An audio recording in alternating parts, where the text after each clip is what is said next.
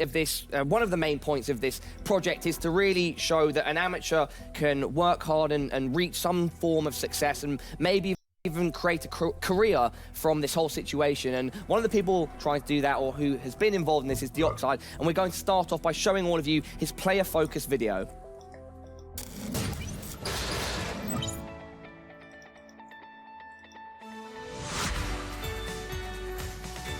So as a player, I feel like I'm more of an aggressive player. So I like to be the person that just runs in first and finds out where everyone is and hopefully gets a few, two to three frags at best.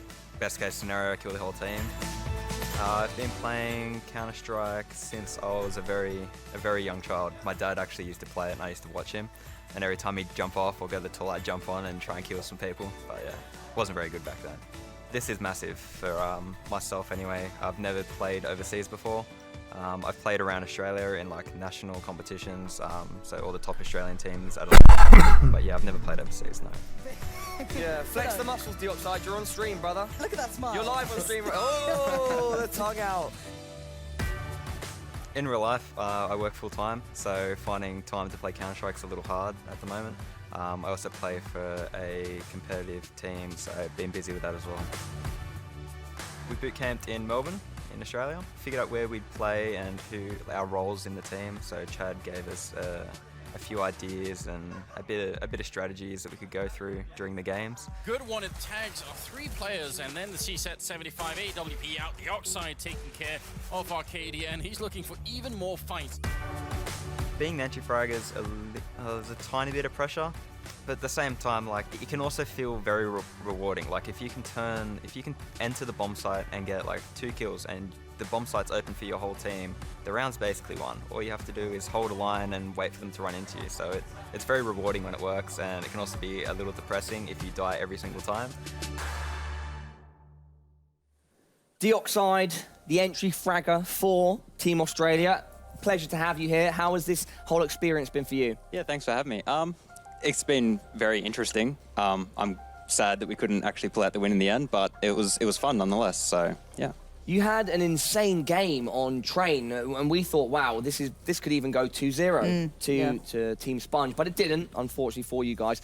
How did you manage to pull off that sort of performance? What was it, 33 or 36 kills, something around that? Yeah, I think it was about 35. 35, okay. I just missed it by one. Exactly. Great for me. Please continue.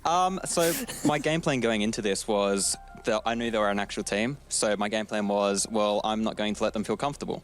So every chance I had, I decided to do something completely random, push through a smoke, flash behind me and just run at them as much as possible. On CT side, I guess they kind of just, it felt like they were running into my crosshair at that point. But I just couldn't do it the next 2 games. I couldn't find my momentum as I did in Train.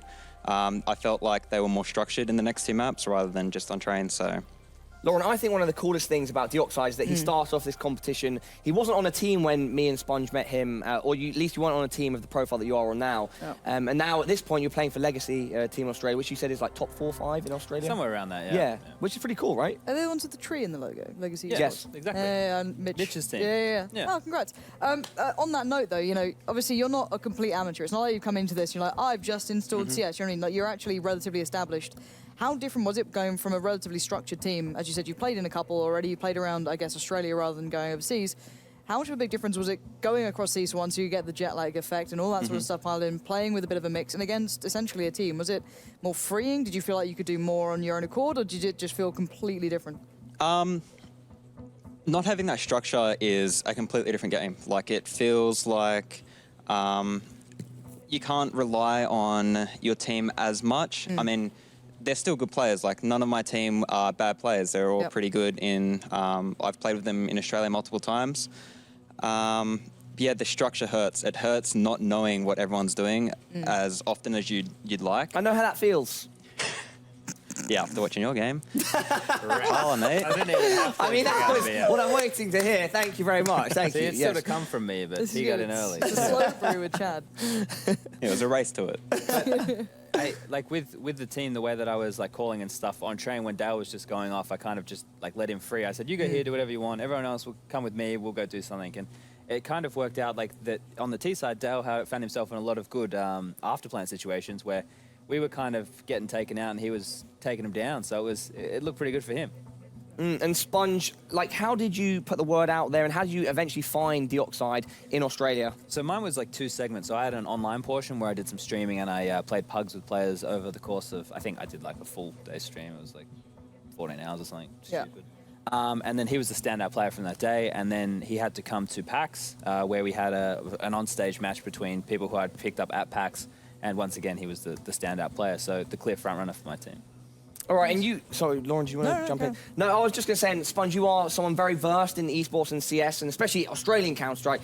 What kind of future do you see for Dioxide? A pretty good one. His biggest issue is having a full-time job. You know, that's like the rest of Australia. They have to kind of be able to work or study full-time, because Counter-Strike is where we're from. It's still behind the 8 ball. You know, we have Renegades, we have Winterfox now, but they're not... We don't have actual organisations in Australia who are able to pay salaries and stuff, so these guys can commit full-time, which is a bit of an issue. If you got the chance, would you give up your full-time job for full-time esports? Because I know like, a lot of people have like really good professions they worked incredibly hard for, and they just enjoy playing esports on the side. Would you switch over, or would you want to stick doing what you're doing?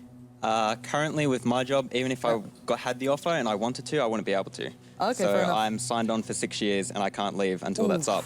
Okay, well so there you go. I've got until I'm 24 before I can even like contemplate doing that. So Cool. How old are you now? Wait. I'm 21 now. 21. Okay. Cool. I was about to say counting. Well, there's is tricky. always that potential there. We are ready now to move on to the next player focus, but any final words from you before we say goodbye, Dioxide? Not really. Apart from, I wish I could have destroyed them a bit harder. Yeah. Well, It is what it is. you put on a fantastic show, and you are definitely a very talented player, and it could be exciting to see if there's any potential for you in the future. And best of luck in your career as well, because, you know, it's fantastic you're doing both. Cool. Thank you. All right, so the next player focus is for one of the players from Team Germany, Zonix's team, who unfortunately went out in the first stage of the competition, Dreven.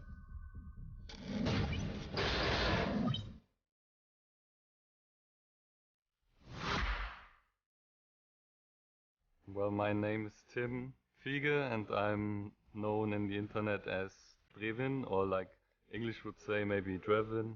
I am 20. I played Counter-Strike 2 years ago when some friend told me, let's buy this game, and then it just started. Well, at first I didn't like it because I wasn't that good at this game, but after some time I just kept on playing and I watched videos, and then you just can't get away. The information, he knows where both players are coming from. Unfortunately for him, he isn't able to find the shots. Dreven there, long range with the Tech 9. 3 kills in the round for Dreven, and the first one, I gotta say, was brilliant. That flick Tech 9 headshot. I think I'm good, but there's way more than just being good. You need work, hard work and talent. It's just so much more. So I have to learn way more. Everyone has a plan or a dream, like being like a pro. If I can perform good at the matches, maybe said that someone's coming after the event and says maybe you want to join us, show to the German scene that there are good players with talent who can improve. That's because it's very, very important for me to perform. Dreven there with another very interesting story, like his background and how he got into this position he is in. I think it's awesome to see even a player that went out in the early stage of the competition is still very positive about everything that has happened. But we still have 2 teams left. We only have 2 teams left. The grand final is ready to go, and we can start discussing what might happen, predictions, and so forth. Lauren, please start us off. It's really hard to call this one, right? It's like, you look at the Swedish team and it's very hard to bet against them, considering the only time they looked relatively weak was that OT against the Dren's side. Whereas Izak's team lost a map to Zonix's team, the German side, one of the players you just heard from. So in theory, the stronger side overall, you know what I mean? It's very hard to kind of like pull to one side, but it's hard to doubt a lot of the players on that Izak side, because it's not just Izak who plays well. There's like 2 other people, like Neeks is one of them that you could look at and believe that they can do well here. So I find it really hard to call this. I think the X factor that one of our cast is going to bring up, Anders, is Stomp, the AWPer. I don't know, Chad, what are your thoughts on both these teams? Who are the standouts for you? Where do you see this going? Yeah, building on what Lauren was saying, I look at the Swedish team and they're still more of a pug team, right? They may have put a bit more practice in than say what my team did, which wouldn't have been too difficult. But it's Maikelele who's the star, and he's shown over the course of these days that he is a star. Then Lolzy chimes in as the second best player, then the other three all contribute here, there, and everywhere. On the Polish side, Izak's picked a team with players who are like, a few of them are better than him, you know, you could say. Yeah. So he's just the leader of the squad, and he has his stars kind of doing work, and he contributes as well. So Izak's team is probably across the board more evenly skilled and more structured, and the rumor has it they've done much more practice. So for me, I look at them and I go, if you look at, like, they have more synergy as a team, so they're more of a team than Maikelele's team. Maikelele needs to hope that he can have another stellar performance and he doesn't get shut out. And I'd go on to the fact of even maps going head-to-head against these guys. What we've seen from Izak is that they're actually very prepared. They do have more than just the basics. Like Maikelele was saying that, yes, they've got the basics down and they build upon it. I've seen more than that from Izak. I've actually liked the core of how they play. I like the fact that they can actually withstand on the CT sides. They're not just giving that up. A lot of teams struggle on their CT sides because it's very hard to play as a pug. They seemed way more ready for that than the Swedish team. Maikelele can bring all the firepower on the T side. No one doubts what he can do. We've seen it firsthand. But I don't think they've got longevity as Izak's side do at the moment. Some of the other pros were discussing that if the map veto goes in favour of Maikelele, it's most likely going to be a cash ban, or if that will be the thing that they should try to do against Izak's team. I'd love to get the opinion on that and of everything else from our casters, Anders and Semler. Guys, this is the big grand final, and there's a lot on the line, and I know you guys have been watching very closely and have some pretty strong opinions about which way this could go. Yeah, I mean, I feel like I've been on Izak's sort of train for so long now. I've got to follow through on this one. I think Stomp's been looking promising. And he's the guy that you really like. Yeah, the style, right? Well, I was going to say, so up until this point, until yesterday, in fact, I thought it was just going to be him. But now Nex and Guzman have been playing very well. I'm liking this team even more now. No, that's true. I forgot about Lily Guzman. That last game he played was absolutely amazing. It was. And very on point. Neek's really caught fire as well. Yeah. It looks like the vote on screen, which you can do, exclamation mark followed by the player of choice, is going very much in favour of Izak. Semler, what are your thoughts? I'm interested to see that Maikelele went back to Mirage when they got beat up by Luke on it yesterday. What are the in the semifinals? Yeah, that's what I'm noting down right now. So we know that the way that the ban went, Cash got picked by Izak. Okay. Understandable. They've been really solid on it all tournament long.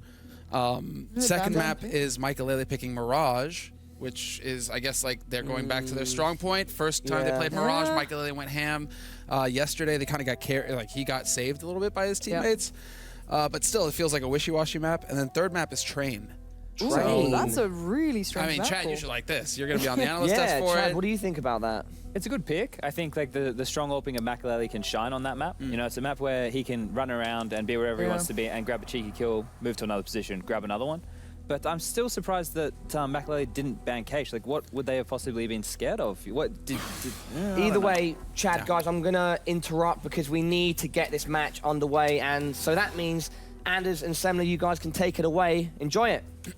Thank you very much, Parla. Appreciate it. Glad to see you're still hanging in there, brother, and just not curled up in a corner somewhere. Yeah. As soon as the camera's off him, he's crying. You can't see that. It's off the camera now, but he's already crying. So I understand that, you know. And the worst is still to come. The pie is still happening later on, so you can't miss that. What the thing is, like Moses, he actually does want to inflict some pain because there's marzipan on that pie. That's what Paolo's freaking out about. There's like a layer of marzipan over the cream in that pie. You guys don't know is we've put it out in the cold, and it's like -10 outside, so it will just be rock hard. It won't be like a cream pie at all. It'll just be like an actual rock in it. Covered with whipped cream, though, obviously. Yeah. You have to make it look hide it a little bit. Yeah, full cartoon style. Well, I mean, the thing is, it'll be done at the end of the day, so Paolo won't need his pretty face anymore. It'll be all right. You know, he'll be able to go back to the UK. Got time to recover. Yeah. Listen, you've been a fan of Maikelele's for I think for the most of the tournament, and you've been right up until 3 this years point. now. Yeah, for 3 years if you want to count the whole thing. But I mean, you know, you've been right up until this point. You've had him picked so far. Do you think this is the team that they can't beat? Like, is it too much, or will it be his day? I think that there's so much depth to both of these rosters that it can actually break either way. Izak, yes, they have a bit more preparation going on, but I haven't seen as much consistency across the board with his team, although it has been like Nex, Lily Guzman, and Stomp really who've been like the standout players, the standout core for Izak. Even Izak shows up when he gets a C75 on those anti-eco rounds.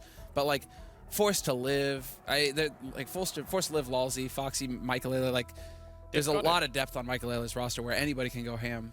Well, look, it is the grand finals that's going to be coming up. If you're new to this whole concept, if you don't know more about these two captains, then we do have a head-to-head between Izak and Maikelele. Let's check it out.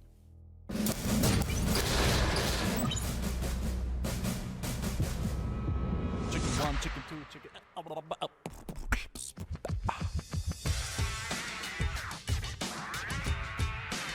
Only have tech lines, but this is doable. He makes a jump for it, tries for the shot. He only takes one down. There's the kill.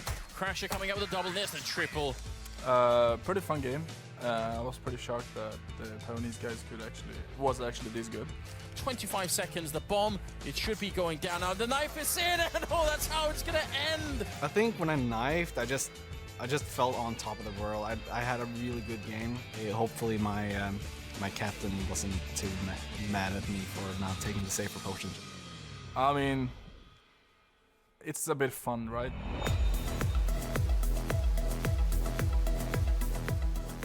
Well, I've played many games with them actually. So we've played like over 100 games probably, maybe even 200 or 300 games. They're really skilled.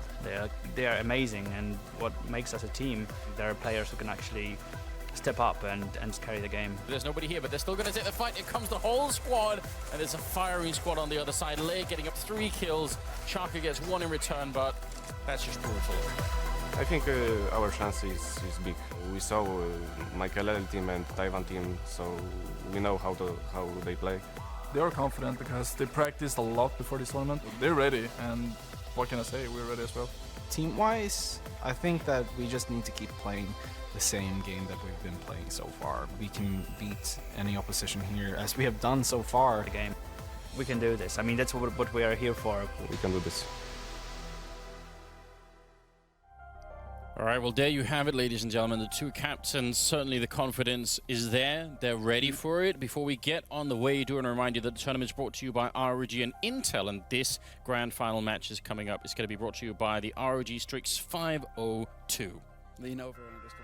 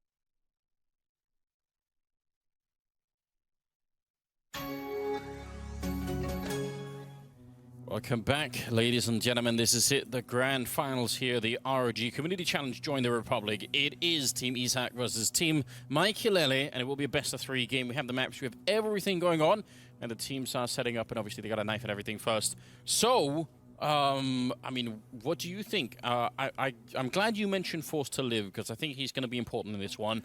Him and Maikelele, I mean, I just don't know. I feel like they need more. Crasher, I think, was playing better yesterday. Yeah. Like, he was playing at a high level. So if he can continue that, they have, like, a good sort of trio of players. And I think they need that. They need 3. 2 is not enough. It's tough because going into this map, excuse me, going into this best of 3, before seeing the maps, I would have said, oh, yeah, this is really even between both of these teams. I think Maikelele stands a good chance. You know, it's not going to be a railroad. But the problem is that now we know the maps. and I think at least both maps, the initial maps, the starting maps here, kind of favor Izak's team. At least Cash in particular. Izak was allowed to pick Cash. They've looked very good on Cash so far, and that's going to heavily favor Izak, I think. I think it's going to be Maikelele's team, who are massive underdogs going into this match just based off of the maps alone. All right, and Maikelele, we see him right here, saying that if Counter-Strike didn't exist, that he'd be a professional, he'd be the best beatboxer in the world. That's quite a claim. I feel like there are people who devote their whole lives to that, right? So. Yeah, actually, there are. I mean, man, I always forget what it like. Don't worry, be happy. What's that guy's name? That's something Freeman, something. Obviously I can't help you out here. Well, no, this is why we have laptops. You're gonna Google it right away. I like it. You Google that, and then we'll Bobby take a look McFerrin, of course. All right, if you can get on Bobby McFerrin's level, then maybe we can talk. All right, Maikelele, you got a goal. I just gave you a goal. Maybe we'll get a preview later on. Get on Bobby McFerrin's level. That guy's nuts. Have you watched anything? He hasn't even stopped. He's still going. He's wild. Just continues Fun forever fact, and ever. First cassette tape that I ever owned. It was a gift from my great uncle. Gave me a cassette player and a cassette tape of Bobby McFerrin. And Really? on that song was "Don't Worry, Be Happy." And I was just like, whoa, my young ass. I was like, whoa, like flipping out. This is too good. Well, I mean, I'm glad that he still has the American bandana on. Glad that NA is represented in the finals, even if they couldn't make it here, which is kind of what we're used to at this point, I feel like. Yeah. We say that, but I mean, season Pro League. I'm going to admit. The last season of Pro League we had. It's like, it's just tough because I was rooting for Cloud9 a bit in those qualifiers, in large part for Young Stu, for Automatic. I was pretty excited to see those guys play, and they just couldn't. It was just Stewie's birthday, wasn't it? Happy birthday, Stewie. Yeah, happy birthday, Stewie. I mean, they just couldn't hack it. They didn't qualify. So that was a pretty sad sort of sad turn of events.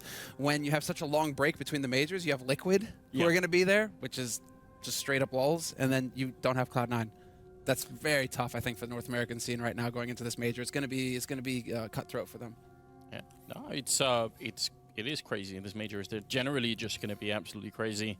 But here he is, Forced to Live, great nickname, 15 years old, and he's got definitely the best hair of anyone on the stage right now. Absolutely.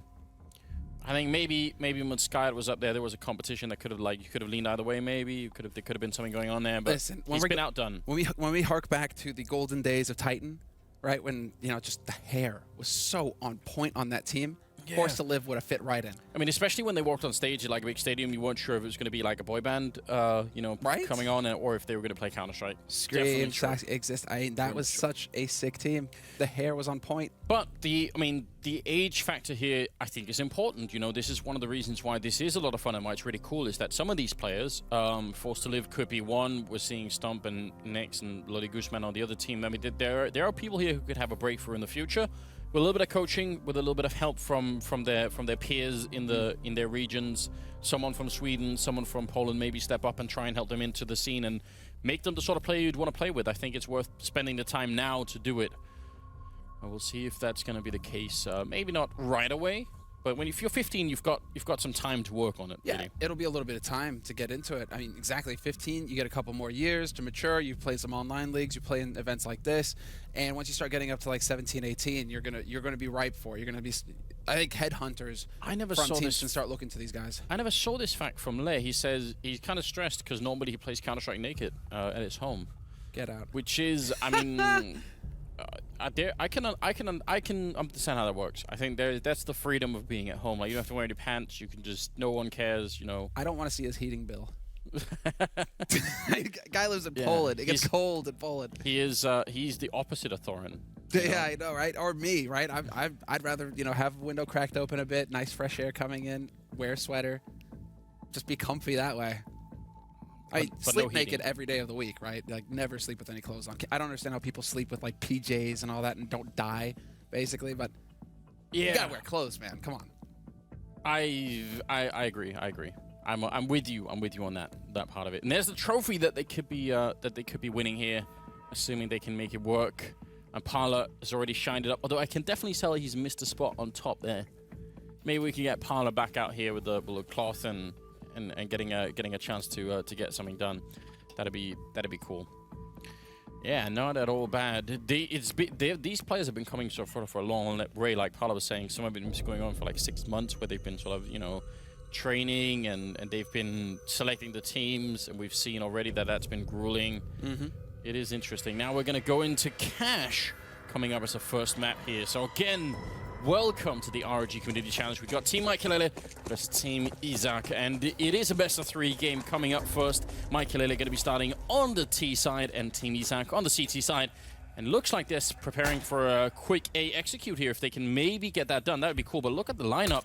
Stomp and Ludwig Guzman, they're sitting in front of each other, having a bit of a weird fight towards main. That actually makes noise. I'd like to fan myself with this piece of paper. It just doesn't work. Never mind. All right, let's get into it. I just like Maikelele going for the straight dig. I mean, we haven't seen that enough in pistol rounds. I feel like, throwback to Mouse Sports Nico for a while. He was one of the guys who would go for a deagle in a pistol round and actually get something out of it. So Michael going for a bit of a BDP at the beginning here to start things off in this pistol. But look at how careful both of these teams have been. These teams, it's been a lot of, bullying, basically, showing very little respect for their opponents, just getting in their face and playing the aggro game. Here, they're really taking their time with it.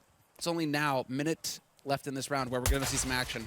Oh, wow. Ludwig Guzman, he gets trucked. That was forced to live coming around the corner, but Stomp will take him out. So a quick 1-for-1 trade. Stomp turning around, getting the headshot on Foxy, but he finally goes down. Lolsey, and that's a really quick 180 turn, but he can't do it again. Izakooo with the perfect timing. Crasher will drop him, so it's still a 2-on-2. Just once it gets going, it's endless trading, and now Maikelele, can he do what he's here to do? He's the captain of the team. He's got the deal, but now he's also alone. He cancels the bomb plant, walks into the smoke. He's walking around next. This is so good. There comes that professional intuition, and now he's going to try and fall back. He's got 20 seconds. He can make a run for the B-bomb side. He can still make that in time, but now he's going to give it up and go for the fight. Instead, he drops to lay, and it will be Team Izak picking up the pistol round there. A little bit of a cheeky smile coming out from the Polish player. The man is clothed, but he still knows how to get the job done. Doesn't matter. It's all good. The clutch 1v1 versus Maikelele in the end. Maikelele came so close. If he'd had another 10 seconds to play with, I think that he does make the break for B site. Goes for it. He probably judged that he just wouldn't have enough time. I think at 21 seconds, he could have definitely made that. I think you can make that run no problem. In fact, we can have our observer time it. I would venture to say that run takes no more than 15 seconds. So he should be all right, even through the vent and everything. We do have 3 Tech-9s, 2 Deagles, and 4 UMPs and a FAMAS on the other team. So I would say this is a fight that Team Maikelele can definitely win. And with these kind of a mixed teams like we've been seeing earlier in the tournament, it's possible to win these rounds all day, every day. Izak is playing with Fire being this close to the box in the middle. He could definitely get close line by Maikelele. Look at that. Captain on captain action. It's the Swedish team that comes out on top. Especially because Maikelele didn't really have that strong a showing in the show match. I think he wants to come in here and make a point, make that statement that the guy's going to hit headshots. He's got the level to be the superstar here in this tournament. Ludwig Guzman going to get flashed in, takes down Force to Live. That drops the bomb in A main as well. That kind of spurs the rest of his team to start rushing short, to try and collapse onto this A site. But the defense is going to get set up here in just a moment's time. They have a very small window here. And Crasher, he is going to hit the flank. No way that they're going to get a bomb plant out of this, however. No, they're just way too close. And the bomb is in main as well. So, yeah, this is done for Crasher. Can't get the headshot either. That basic trick set up between Ludwig Guzman and Stomp in the A-bomb site, flashing into main like that, is exactly the reason why I think the community vote that was going on beforehand was so heavily in favor of Team Izak, because, and probably the Izak fans as well, but you've got to think at this point, it's so easy to replicate. Like, anyone can do this. I think we've been trying to hammer this point home. 14 seconds. Yeah. I do spend a lot of time timing things on maps. So well, yeah, no. It's I think I've made that. I think I made that exact calculation before. So I was feeling confident that he could do it.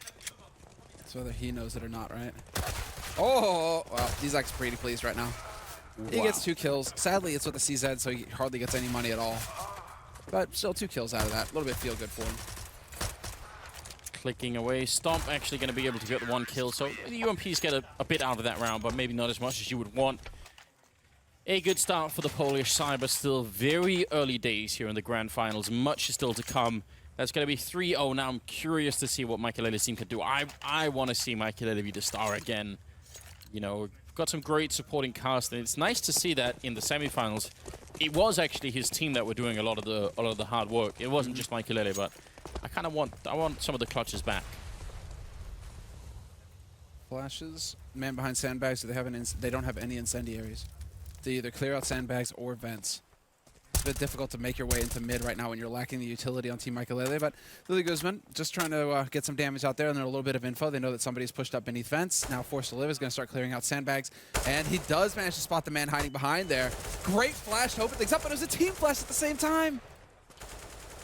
Chaos in the middle, and Izak's going to get a kill for it. Still fighting and doing some damage. Now comes next into the middle with the AWP. He's going to get a kill on Crasher. That actually dropped the bomb for a second. They will be able to pick it up again and try and see if they can funnel it into the B bomb side. Le in a really unlikely position for him to be in, but Maikelele not even going to hesitate to get that headshot. He's not going to try and run through, which is a trick we've seen a couple of times already in this matchup. Next gets a kill on Foxy. Maikelele 1 versus 2. Here's the chance for a clutch situation. Unbelievable. The timing. And he's got the angle. Misses the shot. And there's the bait coming in from Maikelele. The flash, the headshot, spots the man in CT as well, so now he has the information on where Stomp is playing from. Clever use of the angle, but Stomp bides his time. He knows that that bomb has not been planted. He knows that Maikelele is trying to make use of the 30 seconds here, trying to bait some kind of response out of him. This time he bites, and Maikelele not going to find the kill. No! Another clutch for the Polish team. Izak's team come through again. Well, that's going to be just slightly upsetting. I mean, he was really trying to bait it out, and that angle is actually really powerful. Imagine if Stomp isn't walking in towards the right-hand side of that wall, but if he's actually just sort of hugging the left side, yeah, his feet are going to get spotted way before he can see Maikelele, so that's kind of cool. Now we've got 4 Deagles, and the Crasher with the P250 here. Maikelele's team trying to see if they could find an opening with one of these Deagles. No armor at all, though, so it's going to be rough. Yeah, this is... Oh. Until Izaka decides to actually go for the challenge. Versus the Deag, Maikelele's been hitting shots all day. As far as I can tell, that was the second shot as well, wasn't it? It wasn't the first shot, so that I don't even know how that works. He was clicking really quickly there. Yeah, it wasn't the one Deag. Just hitting it perfectly, the timing. Next, deciding to get boosted up, gonna get a free kill on Lulzy. And while there is a man trying to push B halls right now, there's a little bit of pressure going over here towards the B site. And, well, Nex is in position to deal with this, however. He's got that USP, not going to find the headshot. Instead, it's Maikelele and Crasher opening up the B site, and they should be able to get a bomb plant, which is excellent. This was a hard eco. They're getting 3 kills plus a bomb plant out of this Maikelele. And they're even in position to actually win this round. They definitely could. Not going to get wallbanged anytime soon by Stomp. They're on the other side of the box. Grenade will do a lot of damage if it lands right. They don't have any armor, but it won't actually connect with anything. That's a bit of a shame. Some good smokes to make sure they don't have to cover quite as many angles there. The Molotov going to make it even worse for Maikelele's team. They're taking some damage from that. There's the kill from Lily Guzman, trying to turn it around. But now it's a 1-on-2. Foxy trying to get the kill on Stomp, who's still in the 1-on-2. C-set kill coming through. He's got the kit, but he can't make it around the corner. It's a quad kill for Maikelele. And that will be the Swedish team picking up the first round for themselves, based on Deagles. And based on a quad kill for Maikelele as well. What is the score right now for Maikelele? I'm curious to see. As we're starting to get into this, and it feels like he's been in a lot of positions now. Yeah, he's at 9-0-4. Stomp is at 8-0-3 as well. So it's basically between these two guys, although Nex isn't far behind with 6. Stomp is just doing monster work. I love it that he's able to keep up with Maikelele and go toe-to-toe with this guy. But finally, a clutch goes Maikelele's way. Yeah, that's definitely good news. And it also tells us, by the fact that Izak's team is now echoing, that they were kind of being put to the test anyway. Even the rounds they were winning must have been somewhat close. Now Stomp is playing close with the C-set 75. Going to get the timing against Forced to Live, and that drops the bomb. So now they're committed to the bomb side. They've really got no choice. The full rotation is coming in here. Nearly everyone on site. Maikelele gets that shot on next, but he will at least be going down to Izak. It's Lily Guzman left, 1 versus 3, and he can't get another kill in. It's not really the worst round coming out of the CT side, but I mean, at least now both the teams are on the board. Yeah, 2 kills for what amounts to, you know, a hard eco round, basically. That's pretty solid work. So, I mean, both of these teams are basically keeping the money low for their opponents, and so this can still swing either way. 2 rounds in a row now for Maikelele's team, but Izakooo, they're deciding to actually go for another round of eco. So this is the half-buy sort of scenario where a couple of players are going to invest in Kevlar. They're just looking to balance out the money, and they'll get that full buy where they have everything, all the grenades, the rifles, everything that they need in the next round here going into the 8th round for Izak. Well, they've been favoring the double AWP setup anyway, so I can understand why they want to save for it. They feel like that's a cornerstone of this team, so, you know, just do it. Stomp and Nex have been picking it up. I think Nex's fun fact was that he sort of liked playing with the AWP. LolZ gets a couple of kills there. That's a good attempt. Lodi Guzman sneaking in with a P250. Oh, Crasher turns around. I actually thought he saw him at first, but it was just a random turnaround. Now he's got the AK. He's going to go for the fight at LolZ. Great shot. This is what we like to see out of Lodi Guzman, and we saw in the semifinals as well. He seems to sort of hit a zone in his mind where it just really connects. It's nice to see. No, where he does exactly where it seems to fall into it one step at a time, and he's got Nex there to back him up as well with the Deagle. So they're going to go for that buddy system. They're setting a trap, and yeah, exactly. They can go for the boost into top and to actually look in, catch these guys out from mid, but it looks like there's an option here for a counter boost coming in from Team Maikelele. Who's actually going to go for it? Is it Michael, or is it going to be Forced to Live who gets boosted up? Forced to Live has 20 health. If they They have boost him, 35 I feel like seconds left, though. They're hesitating way too much here. 35 seconds. Let's go. They also got Foxy walking in the other way. Here's Maikelele being boosted up, but he's not going to find anyone. This is a really big problem. Now he's making a noise. They know it's coming. 20 seconds. He's trying to get that bomb in. Next goes down, and now Maikelele turning around. Lodi Guzman, can he do this 1 versus 3? He has to catch the bomb, and he's let it go, and I think that's the critical moment. If he takes out Maikelele with the AK, then maybe they have a chance. Now it's pretty much going to be done. Oh, he's going to go for the sneaky plant. I think they win 100% if he kills Maikelele there. If he gets Michael in the back. Not enough time for them to get that bomb and get it up onto the site. All you have to do is stay alive versus Forced to Live. Forced to Live, the hero of this round. And well, now it's ooh, that's what you get. When you're the hero, there are no heroes. That's what Lily's telling you right now. 1v2 now for him. 3 kills. Can he get the ace clutch? He's already got it. There's one headshot on Foxy, and it's all on Michael now for another clutch. And he does it. Back-to-back clutches for Michael. But come on, how close does it have to get here, Anders? Yeah, I mean, this is the guy that we've been watching. And he, you know, in terms of finding new talent, look at this. Very cool. Obviously, we're not playing at, you know, a major finals or anything like that, but if you've never played in sort of a competitive environment, you know, you're on a stage, the cameras are on, and I'm just looking at it, there's like 140,000 people watching, so it's not like the pressure isn't on, and it's really hard to do these things. It's very different from playing matchmaking and just having like a good round where, you know, you get 3 kills and that's it, but this is definitely a different atmosphere, especially for these guys. I think Maikelele probably is much less phased by it. He's just, you know, doing his thing and running around trying to make this work. I mean, there is a point to be made, though. It is like he's the only guy who has anything to lose. Yeah. In a way, though. You know what I mean? Where everybody expects him to just dominate, right? Yeah. And if he isn't, there's that pressure where he's just like, why am I not hitting my shots? There's something subtle there. But, I mean, so far, Maikelele has been doing very good work. 4-3, though. It didn't break Maikelele's way that time, but this is still so competitive. Definitely is. And Stomp, he's pushed out so aggressive. He's going to be able to get the kill on Crasher. Not an angle you would expect. And again, the bomb gets dropped down there. Not that they really could do anything about it on Izak's team. With that double AWP setup that they were saving for, it's already working out. Forced to Live goes down. Maikelele in the middle. Making a bit of noise with the scope would be a problem if there was someone close middle, but there isn't quite yet. They shouldn't lose this round. With 30 seconds in a 5v3, I'm going to say they've got it. Yeah, they should almost... This is almost a situation where Team Maikelele should be backing off to save their guns. But Michael's going to find the shot on Izak, who decides to peek into short, trying to get info. Still a man advantage here for Team Izak, and they played it accurately. I mean, Stomp does fall back to quad boxes. Maikelele's got the read as well. He's going to spot the man. He misses the shot at Truck, though. And we're back into a man advantage situation, but they somehow get up onto the site. Maikelele gave them so much room to work with here. Now it's down to hitting the headshots, and Floxy, he does spot the man coming on high.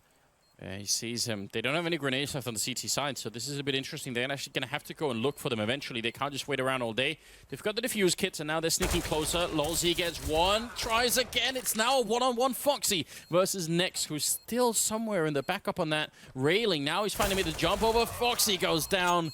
Nex with a clutch. He does not have a kit picked up, but I think he's going to have enough time anyway here. So, yeah, 5-3 in favor of Team Izak. A very important round for them to win. They would have been ecoing now. It's Michael's team. They're probably going to buy anyway, but still, this is interesting. They only keep surviving these rounds with one player alive. They have no money. It's this kind of situation where it's just you're saving and you're buying, but you're buying FAMASs so you can have nades, or you're buying like an M4 with the smoke. That's all you're gonna have. So I mean, look at this M4 on Le, just Kevlar. Same for Lily Guzman. And then Stomp has to go for a UMP just so they can have a few more nades to work with here in the round. Whereas Team Maikelele with these bomb plants, a couple of losses. Now they've actually got quite a bit to go on, and it's going to be a Tech 9 rush. Forced to live taking point, but Crash is going to be the one finding the opening kill. Oh dear. Foxy to follow up and Forced to Live helping out. This is not the kind of round you wanted to have here. I mean, you were just about to have them eco now.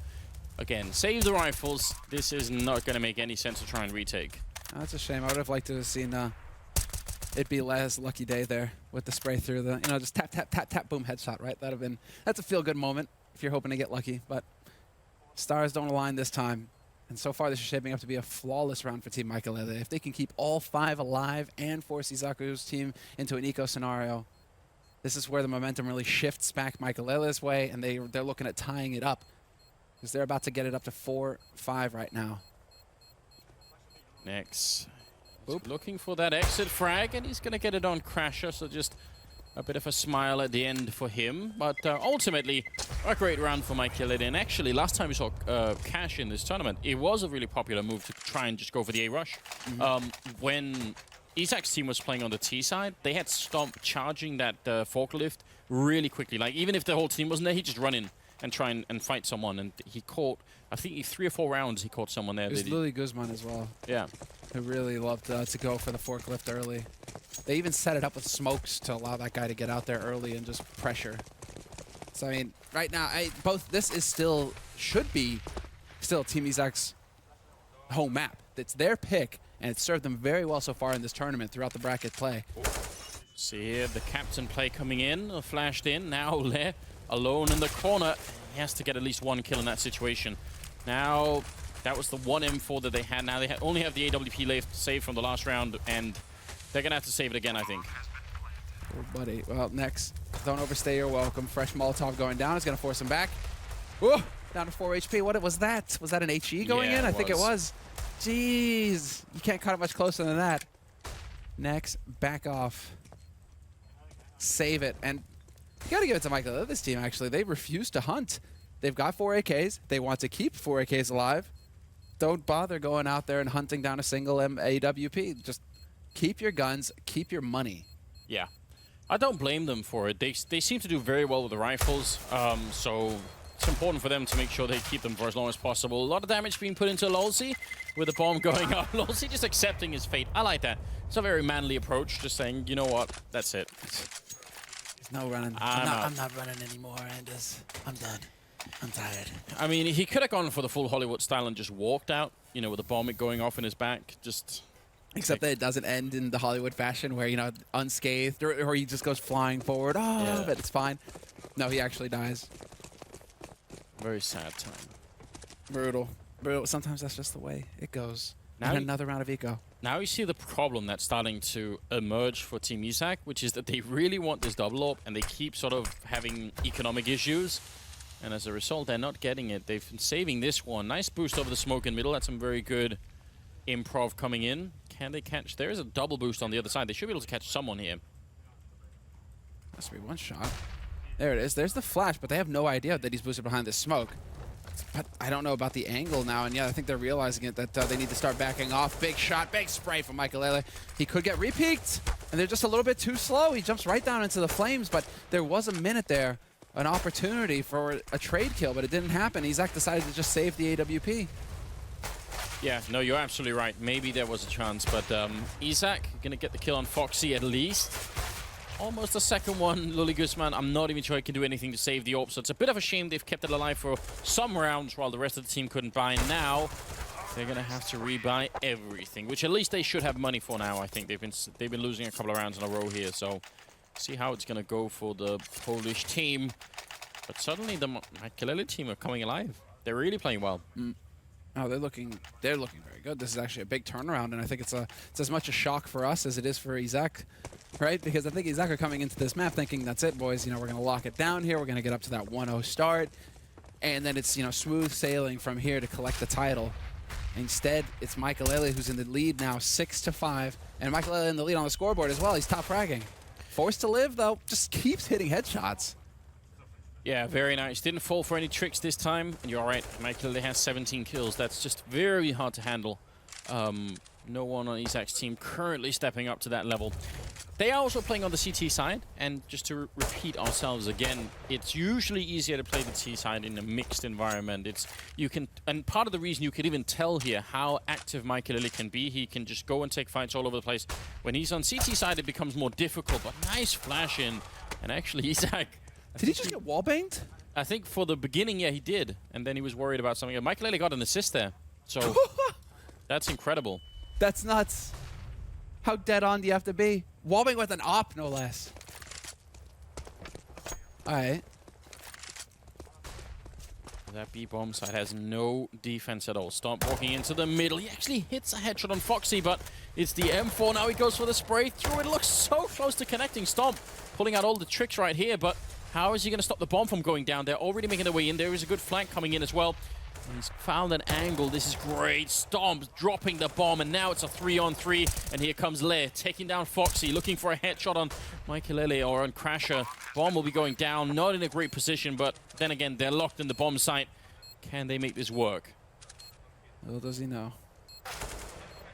Headshot already on Crasher as well, so there isn't a whole lot that Crasher's going to be able to do. As that smoke clears Maikelele, it is imperative that he hits this next shot. There's the flash. Timing is perfect. He does line it up, takes down next, gets the follow-up as well. Point blank, goes for the no-scope, and that was going to be it, but it doesn't happen. Le with the 2 kills and the defuse as well to save the day here for Team Izak.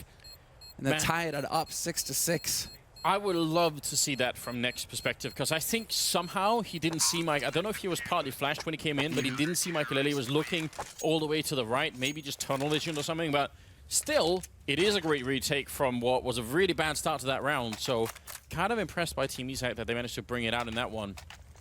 This is now 6-6 scoreline. I think you're right. I think he's just tunnel visioned on the man behind triple. If that no-scope hits. That's, yeah. But how many 1v1s, like 1vx's has Maikelele been in so far this half? Like 5, 6? He's doing all right. And this is where you see Maikelele just, you know, really being true to his self. Just get a kill in the middle, then run for the smoke with the AWP. Why not? Woo! Get out. It's too hot. Just sneaking his way out. This time around, however, I think that with how effective Forced to Live has been over in A main, Lily Guzman is like, I'm not actually going to have anything to do with this over here. Going to go over towards Squake, see if I can find any action over here. It's not the case. Stomping Maikelele, trade fragging. Essentially, and the man advantage is maintained here by Maikelele, but Lily Guzman, the fact that they see that door open, though, should be the tell. As soon as you see that door open, if you're Maikelele, you're like, right, okay, we know where the other guy is on the site. Yep. And Michael closing it up before anything else happens. Great position for Forced to Live. Kind of hard to check that barrel or that spool. Now it's down to Le and Luli Guzman. 2 versus 4. It's been done before, but because Maikelele is still alive, we've got to wonder if it's just too much to handle. He's already got the double kill. Did he just tag Luli Guzman through the wall? I think he did. The show continues, Anders. And yeah, Lily Guzman, he's already abandoning his teammate. I won't have anything to do with this. Maybe he's hoping to get lucky and pick up that M4, but with that bomb ticked so far low, it seems like he hears Forced to Live coming. Forced to Live still gets the drop on him. And it's going to be a full house clean here. The Swedes, home turf, starting to take off here. Looking very good. Whereas, yeah, Team Izak, I mean, they're struggling to... Got a couple of deagles there on Izak's team. Oh, nice shot from Maikelele. He's in with a Tech 9 as well. He really wants to fight this. 23 for him now. I'm wondering if Michael is trying to win this game or just trying to get the most kills possible. You know, just padding the stats as much as he can. Why not? It's time to showboat. I mean, if you were here for the show match earlier, Next is not having any of it. 2 kills, still not going to be enough for him to actually take over here. They're going to be able to make it to the A side to get that bomb planted. But why not? He had a slow start to the day. You know, the show match didn't really go his way. He wasn't able to really shine. And so, you know, you're going into the match that matters, the grand finals. This is the time to come alive, right? The show match actually served to just warm him up. Anders, that's the difference. Just like, right, you know, it's like when you're stretching, you don't overdo it when you're stretching. You know, you take your time, you're thorough, you check everything, make sure you're good and limber, and then when you get into the match that matters, you're ready to wreck heads. He's certainly showing up right now. He's got to remember it's a best of 3, so he's got to keep that fire burning through all 3 maps if it goes that far. But right now, he's doing his part to make sure that his team is going to win this. 6-7 is the scoreline, about to be 8-6 here in favor of Team Maikelele. Oh, next. Spots one out, but he can't get the kill. He just sees the feet of Crasher up there.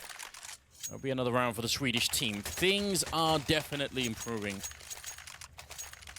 I feel like he's still got some fairly reliable backup in Forced to Live, who seems to generally just be hitting some good shots. Yeah, between the two of them, one thing we have to remind you guys is that Forced to Live and Lalzi are both 15 years old. They're just super young, and they've been hitting shots all tournament long.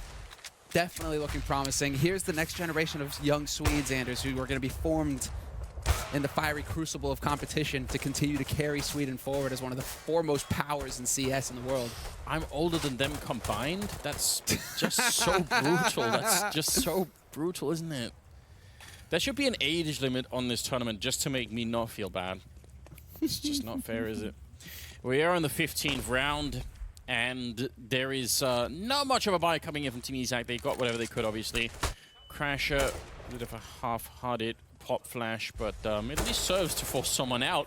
Next probably heard that on the other side and thought, wait a minute, all right, let me go check mid, and walks right into the shot. Now, Stomp has got to come alive. He's got the Deagle. He's got Lily Guzman on the crossfire if they can set it up, but he's going to get trucked by Forced to Live. And now, Guzman, he's way out of the open, going to get caught by Highway. And now, it's Le, 1 versus 4. Deagle, certainly a chance for a highlight. Let's see it. Lalzi's on 1 HP. That's a good start. It's a bit overkill with the Deag. But if he can hit the headshot on Forced to Live, nope. Oh, never mind.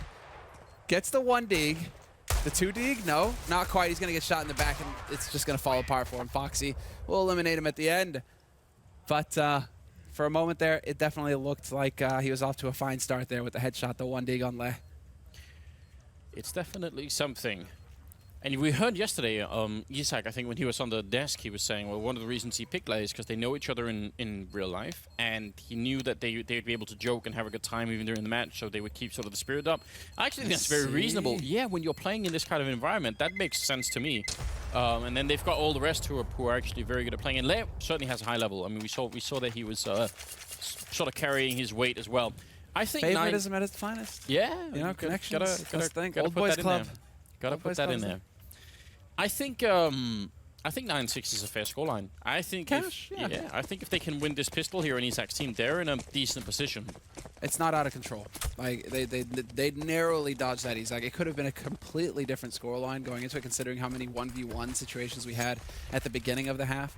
But 9-6, when the dust settles, that's pretty solid. You win this pistol, boom, you're tied up 9-9, and then you're cooking with gas. So when it comes to it, it's all on this round, I think, here for Izakooo. If Maikelele's team wins the pistol, if Crasher goes ham again, if somebody, I mean, one of these strong pistol players really takes off for the Swedes, that's when you start kind of worrying, especially considering this is Izakoo's map. Mirage will be the next map, and that's Maikelele's pick. This is a best of 3 as well, grand finals here. Let's see, still got plenty of time left in this round.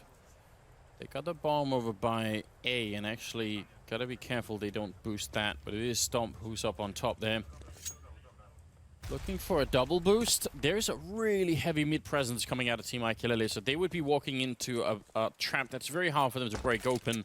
They don't have a Molotov to clear out Crash or anything. Obviously, it's a pistol round, so yeah, they're gonna have a hard time clearing out all these positions. Smoke to try and make life difficult for Maikelele, but he still hits the shot on Stomp. How can it even be? Looking for another one. He's just crouched to the corner. He doesn't even care. Forced to Live, going to pick up 1 kill. Lalzi will get a return, but then crashes there. Just 3 people holding the middle for the Swedish side. It was too much to handle. And now the bomb, Guzman can pick it up, but 1 versus 3. This is agony. He's going to be able to pick it up. He is going to get it planted. Now they need to just take their time and slowly move together. Get that buddy system in CT, yes, but also the man on short. Good, get him into play. Lalzi will find the headshot, and that's 2 kills for him in this half. But what that boils down to is just 1 faulty smoke. Yeah, I mean, that smoked definitely. It was Maikelele using it really well, but also I think just the three-man stack in middle. How do you deal with that if you're boosting 2 people in there? Yeah. What are they going to do with Glocks against the USP? It's just... You're going to run into it, but like, yeah, and like not only that, he does tremendous damage to the second guy in as well. So it's like, all right, not only does he gets this shot, yeah, he gets that shot there, but then it's Nex, I think, that he lights up until like Nex is at 20 HP. And that pretty much stuffs your entire pistol round right there. Maikelele winning the pistol though. 10 rounds on the board into the double digits for the CT side. The Swedes here on home turf. We're live from Stockholm. And it's 6 rounds for the Polish team. Well, we'll have to see. I mean, Stomp was leading the way for the Poles in the first half, but... Whoa, the run boost! Style points here. Oh, and a missed smoke. That could be dangerous. Foxy, though, will get a kill. They don't have any armor because they got the bomb plant, so they're waiting for the next round. Still, they're getting some damage in. They got 1 kill on Crasher, and that's all they're going to get. Foxy with a nice lineup. And now they're getting fired up. The Swedish team, they're shouting and everything. Crasher's pumped, man. This guy is so hyped to be here right now. He has so much to prove. Said so himself in multiple interviews. Got a little bit of background with him. He's a monster. He's just so hungry to do well here at this tournament. Hey, tournament competition is competition. You bring everything. You give everything. So it's fantastic to see the level that we're getting here from all of these players. All right, we've seen this smoke in particular thrown out from Izak many a time so far this tournament. This is a strategy that Izak's team are familiar with. They know what to do. Now, can they execute? Can they get onto this site? Lolzy shutting down Lei, who was trying to get up on that container, but he's going to get sprayed down on top of the fire there. Next, we'll get the kill on him. So 4 versus 3. This is a very, very good round for the T side. And Stomp, if he gets a headshot here, then it's time for Maikelele to back off. They can try and get the retake 3 versus 4 if they want, but if they can't get a kill very soon, and now it's done. I don't think there's any point in fighting this. Forced to live in Crasher. Save the rifles. You're going to need them later on. Yep, this is where you back off. Nex even finds the shot there. Forced to live going to hold his own. Finds this barrier for the T's to stop him from getting onto the site itself. I mean, he did everything right, but when you peek into 3 guys, that's, yeah, there's only so much you can do when the entire team is running at you and your team is smoked off on the other side. Forced to live on camera there, who managed to live for the round. Not bad at all, but with that kind of a comeback early on, that's the 3rd round that they win from having the bomb down. Yeah. I think that makes a big difference here, and you can tell Maikelele, they just don't have that much money at the moment. If they lose this one, and they're in the middle again, but there are 2 Molotovs here on the T side, so that position by the sandbags from Forced to Live, it can end in tears. Absolutely could. All right. 11-7 is the scoreline. Stomp is moving in there. They haven't put up any Molotovs. He's the one who has it as well, at least one of them. So he could try and fire out that corner. Yeah, there it goes. Forced to live. You're in a lot of trouble now. Right into Izak's waiting arms. Good basic team play coming out here from the Polish side. Oh, and he misses the timing, Maikelele. So close. Izak just barely able to get out of there. Scoot home to safety. He's going to get to set up that same strategy. Is he getting back in position for that smoke? He is kind of around it, but instead it does look like it's going to be the straight smoke execute coming out here. Once again, onto that A site. Who's in position here? Is it Lolzy? It looks like, yeah, it's Lolzy on the A site. Quad boxes. They have a single Molotov, so we'll see where elects to use it. He's coming in from... No, he's not coming in from Squeak. He's coming in from Boost, so yeah, useless Molotov. Lolzy should be able to stay alive for quite a long time here unless he overpeaks. Waiting for backup, and the backup is already here. Actually, a really quick rotation going through. Flashes are in, and Lolzy gets a kill, but Stomp and Gooseman, and then double with the Gooseman there, taking a 3rd one at the end. The Crasher going down. Luli Guzman again showing his worth here in the grand finals. This is the comeback that they needed, and also sort of going back to what they did earlier in the tournament on the T side. They've just been very good at playing this map, and I definitely kind of appreciate that. 11-8 here. What's the score? Luli Guzman at 13, I think, and Stomp at 15, if I'm not wrong.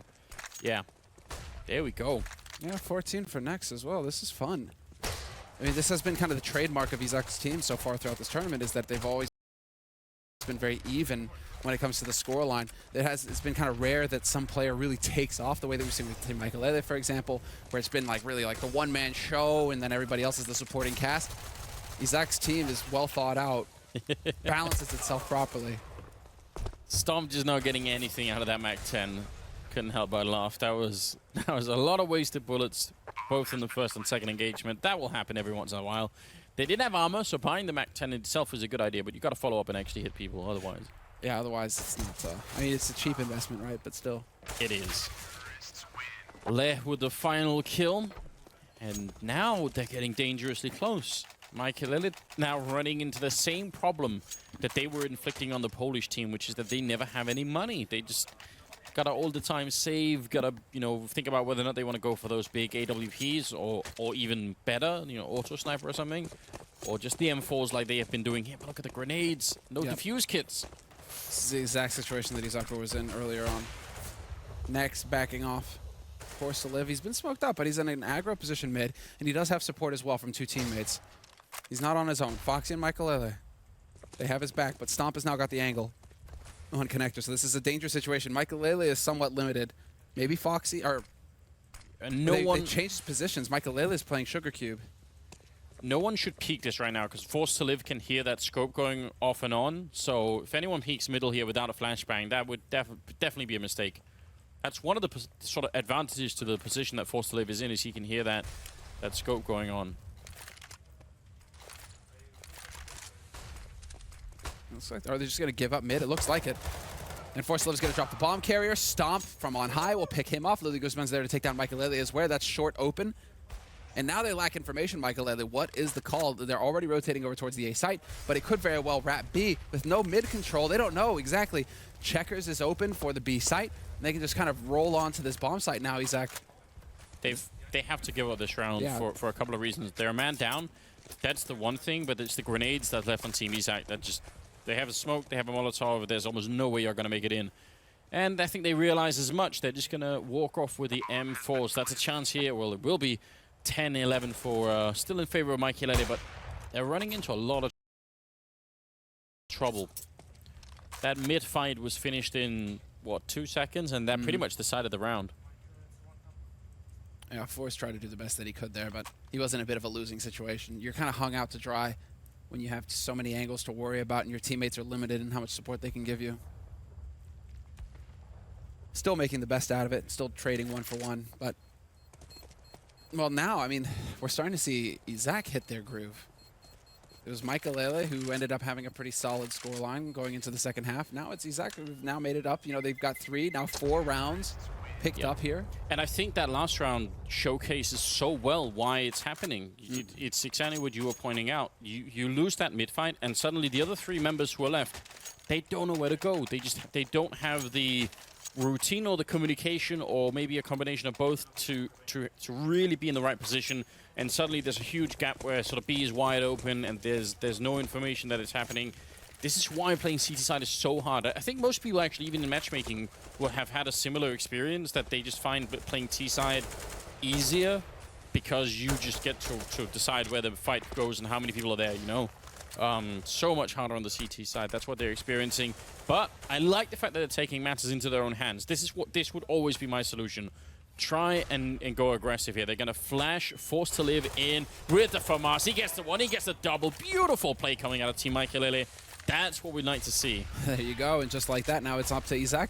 They are going to be able to hit the proper bomb site here, and an easy kill should be picked up, but Foxy still manages to trade. He goes down to the Molotov afterwards, but the damage is done. Crasher rolls in and takes down Nex, and it's all on Izak, the in-game leader here for Team Izak. Named after himself, obviously, in a 1v4. Well, there's the turnaround, and the aggro strategy. Take the fight to them. Pretty sure they're just like, all right, enough of this kiddie stuff, enough of the defensive play where we're just going to try and hide and hold angles. It's time to take the fight to them, boys. Let's go. And it works out marvelously. Yeah, very, very well done. And it solves the problem so neatly. Now you're not waiting for their smokes or their executes, and you know, you're not waiting until you're a man down. You're just taking some control of the round. They should do it. And Cash is such a good map for it. You could do the boost, yeah, sure, but you can do the same thing outside of B, flash your way in, have 3 people run out, which they've done themselves before, or they could go for, you know, squeak or main. It doesn't really matter, but just don't wait around forever and for something to happen, unless you've got the equipment for it. If you've got all the grenades and the double up, then maybe it's worth it. And they have got a lot of grenades this round. Well, A-Rush now. Time to change up the pace, it looks like. straight out to forklift, taking point here for his team. Lolzy's alive on the site. Naturally, Maikelele's at truck, and they have a man on high here, Team Maikelele. So quite a defense set up. But next, we'll find the pick on Forced to Live. He's already gone. And they're just cleaning house right now. Lolzy only getting the 1 kill. That's not enough. Maikelele is going to find the kill on Lib, but he needs another one instantly here. The bomb is going to be planted, and it doesn't look like it's the best plan in the world. That can maybe still be diffused at an angle. We're going to have to see when it gets closer. It's dangerous if you plant too close to the box, because then it can still be diffused without someone from main can actually do anything about it. But now Maikelele is down and out. Foxy 1 versus 2, and next will drop him. So another round. Oh, I thought he was going to be left hanging there. They kept 4 players alive in the round that they won, Maikelele. So they do have money to buy, I think. They might, because they would have only re-upped on nades. So they might have something, yeah. But it's not pretty. Again, man, it's not pretty. Again, they go into this situation where they hardly have anything to speak of. Only Lolzy, really, with the full buy. The rest of them, single smoke grenades, 2 UMPs on Force 11 Foxy. This isn't pretty right now. Izakoo's team are looking primed to take control of this map. This is their map pick. I think we're going to see another flash into main. Lolzy's got 2 of them, so Maikelele is set up for it. They're just going to continue the smoke here. I kind of wish they would go for the flash through, take some charge of the situation.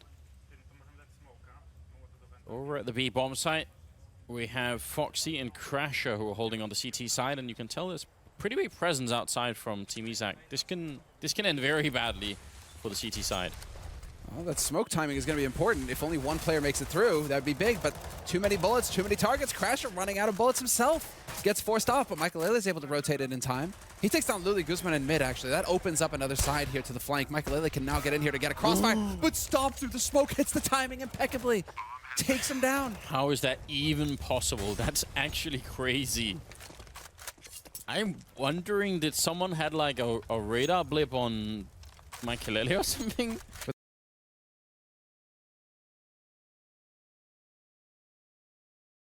They're close enough to hear the vents, and he just timed him? Yeah, maybe. I don't know. I wish we could see that again from Stomp's point of view. It's Lolzy and Crasher who are left, and they're already out of the bomb side here, so it definitely will be a tied scoreline at 12-12. But look at Stomp and Nex and Luli Guzman. They're all doing the work. Even Lea's there. I mean, this whole team is pretty much just all tied together. On the other team, you can tell there's a clear difference, which is Maikelele just ahead of everybody else. But the rest of his team are doing just fine. They're not. I wouldn't say they're sort of letting Maikelele down at this point. No, it's just so close. It's coming down to the finest of margins, and there you go, Stomp. That was his round. One of the kills to open up the B site, but then to stop Maikelele from quickly rotating into checkered, establishing a crossfire that would have stopped his team from actually making its way onto the B site. Izakoo's team, that is. That was the hero play so far of, well, almost the half at this point, because that, you can see, puts Team Maikelele on pistols. They have 2 rifles that they saved in the last round, but the rest of the team have to hard eco. This isn't pretty, Anders. It's an actual bomb. Like, they just have to stack at this point. Interesting. I'm glad to see it from Maikelele, because Izakooo, they have been favoring A site pretty heavily, so why not stack over here with the rifles? Well, one of them is in B, right? They've got Crasher. They're just hoping that if anything happens, he can take like 3 kills with the M4. But you're right. The rest are all at A. Not a bad choice, but some of these positions are going to get Molotov'd out. Like certainly where Foxy's holding. Maikelele's close with the USP. Yeah, I think it's going to be hard even still, just because of the amount of grenades on Izak's team. And they're actually going back. Oh boy. Well, yeah, it seems like they figured something out here. They sent the 6th sense. Yeah. Perhaps where it's just, something is off. Luli Guzman even backing off of Squeak Door. They're heading all over here towards the B site. And this is where Team Maikelele have to start wondering. I mean, the Crasher's over here. He's already knowing that these nades are going down. Rotation has now begun here from Team Maikelele. They aren't going to waste any time at all. But you have Stomp holding mid, so they don't even have that point of access. He might get caught under the vents. Crasher's done a good job so far. He's got the 1 kill, but it's very hard for him to do more than that. Now with the Molotov up, he has to fall back. They still have 1 left on Izak, so they can space them out a bit. Luli Guzman hitting a headshot on Maikelele, and they've got to remember to save these 2 rifles here for Team Maikelele. I mean, they can try for some kills really early on, but if they don't, it's better to leave it alone. Yeah, exactly. Next, oh, not hitting that shot somehow. Looked like it was dead on. That's Crasher's M4 down. 4 versus 3. Now, actually, Lolzy and Forced to Live coming back into it a bit, and with a kill from Lolzy there, next missing the shot. Now it's a Tech9, and he gets a headshot with the USB and runs in for the defuse, and I think he may have just enough time. It's going to be very, very close here, but Lolzy with a triple, and even without the kid, is it going to take over? Oh, it's so close, he gets it! That's a huge clutch coming in here, 15 years old. The pressure is on. What? You don't cut it any closer than that. It's one of those things where you gotta wonder, what if he gets caught on a box heading there, you know, if he misses the jump going up or anything that messes up in that one, and he's a nanosecond away from getting the defuse instead of actually getting it. That's a huge... He may have just saved this map for Team Maikelele. I would say so, because that was a hard eco. Now, things are looking up here for Team Maikelele. Big buy. And Team Izak, when they go into these sorts of situations, this is their favorite strat. Rush A, all out. Lolzy now, you have to go up with something big. And again, identical situation to how he died the last time Izakooo actually executed this strategy. He gets caught out in the open by 3 players. This is just one of those strats that Izak, they're going to keep running until Maikelele figure out a way to deal with it. And they just don't have the answer at all. A flawless round for Team Izak. Wow, it's it's the ultimate come down, isn't it, Semler? You get the big clutch, you know, oh, you were almost going to eco, and then you just get completely trucked in the next round. And the problem is, that round, they would, you know, it's just Lolzy that lived. So that they had to use all their money to buy in the following round, and now they're losing. So I don't know what they're going to do here. It's going to get real rough. 2 deagles, a little bit extra. All right, this is not a half buy. This is a force. This is definitely a force. Yeah, you're right. Only Lolzy holding back. Interesting. I mean, why not? You got no option, really. Nice. I like the thought from Lolzy, but I also like that next, when you see that deep smoke, when that smoke goes out that far, it's almost like habit now. You just spray through it. Yes. When it's that deep in, it gives way too much room for the CT side to actually work and maneuver around it, to go for that very play right there. So that's just experience coming in from next saying, you know what? I'm going to be ready in case somebody tries to boost behind that smoke. I definitely agree. I like the fact that Le is actually he was still holding B for a while. Now, the sad thing is he walks away just as the push comes, but Forced to Live is the only one on the A-bomb side, and although he's been playing very well, and he's got an excellent hairstyle, I'm not sure it's enough to hold the bomb site. Indeed, he's going to go down the stomp. Crasher. Good headshot there.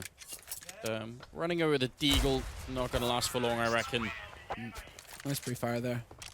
I believe that was Le with the last kill. So, I mean, you just go for the force buy there. You're risking everything. Now Izak's up on 14 rounds, I believe. And so this is where maybe Lolzy's money, his bank that he saved, it all goes into some crazy thing like a hero op or something along those lines. Or just a full buy with rifle, okay. But then you put 4 on B, him alone on A. I don't know. So there's got to be some kind of a risk here taken for Maikelele to catch Izakooo off guard. I believe in this round.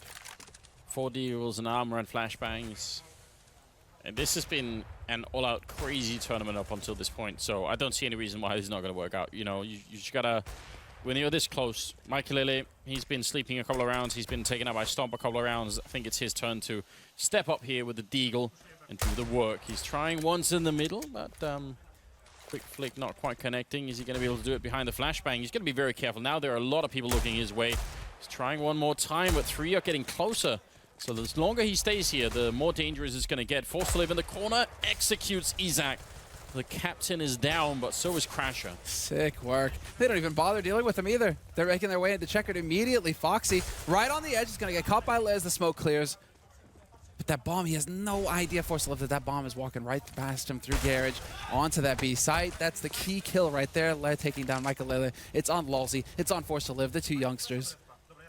And well, it's not easy. You got you're on the other site with that rifle. Do you save the rifle, Anders, or do you go for it? Hail Mary. I mean, a 2-on-4 retake is no laughing matter. I feel like if you were closer and you had more to work with, maybe, but they were a little bit distance away there. Might not have been worth it. That's going to be map point for Team Izak here. 15-13 will be the scoreline. Team Maikelele, it feels like the last 7 rounds or so, they've just been struggling to buy anything at all. Just all the time halfway there. Definitely rough. In the meantime, Izak's going... I mean, Izak, like, it doesn't matter which map they're on. They just go double op. T side, CT side, they want the double up at all times.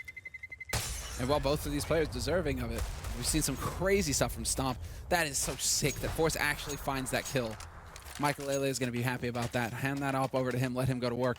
But barring that bump in the road right there, Stomp has had a fantastic tournament himself.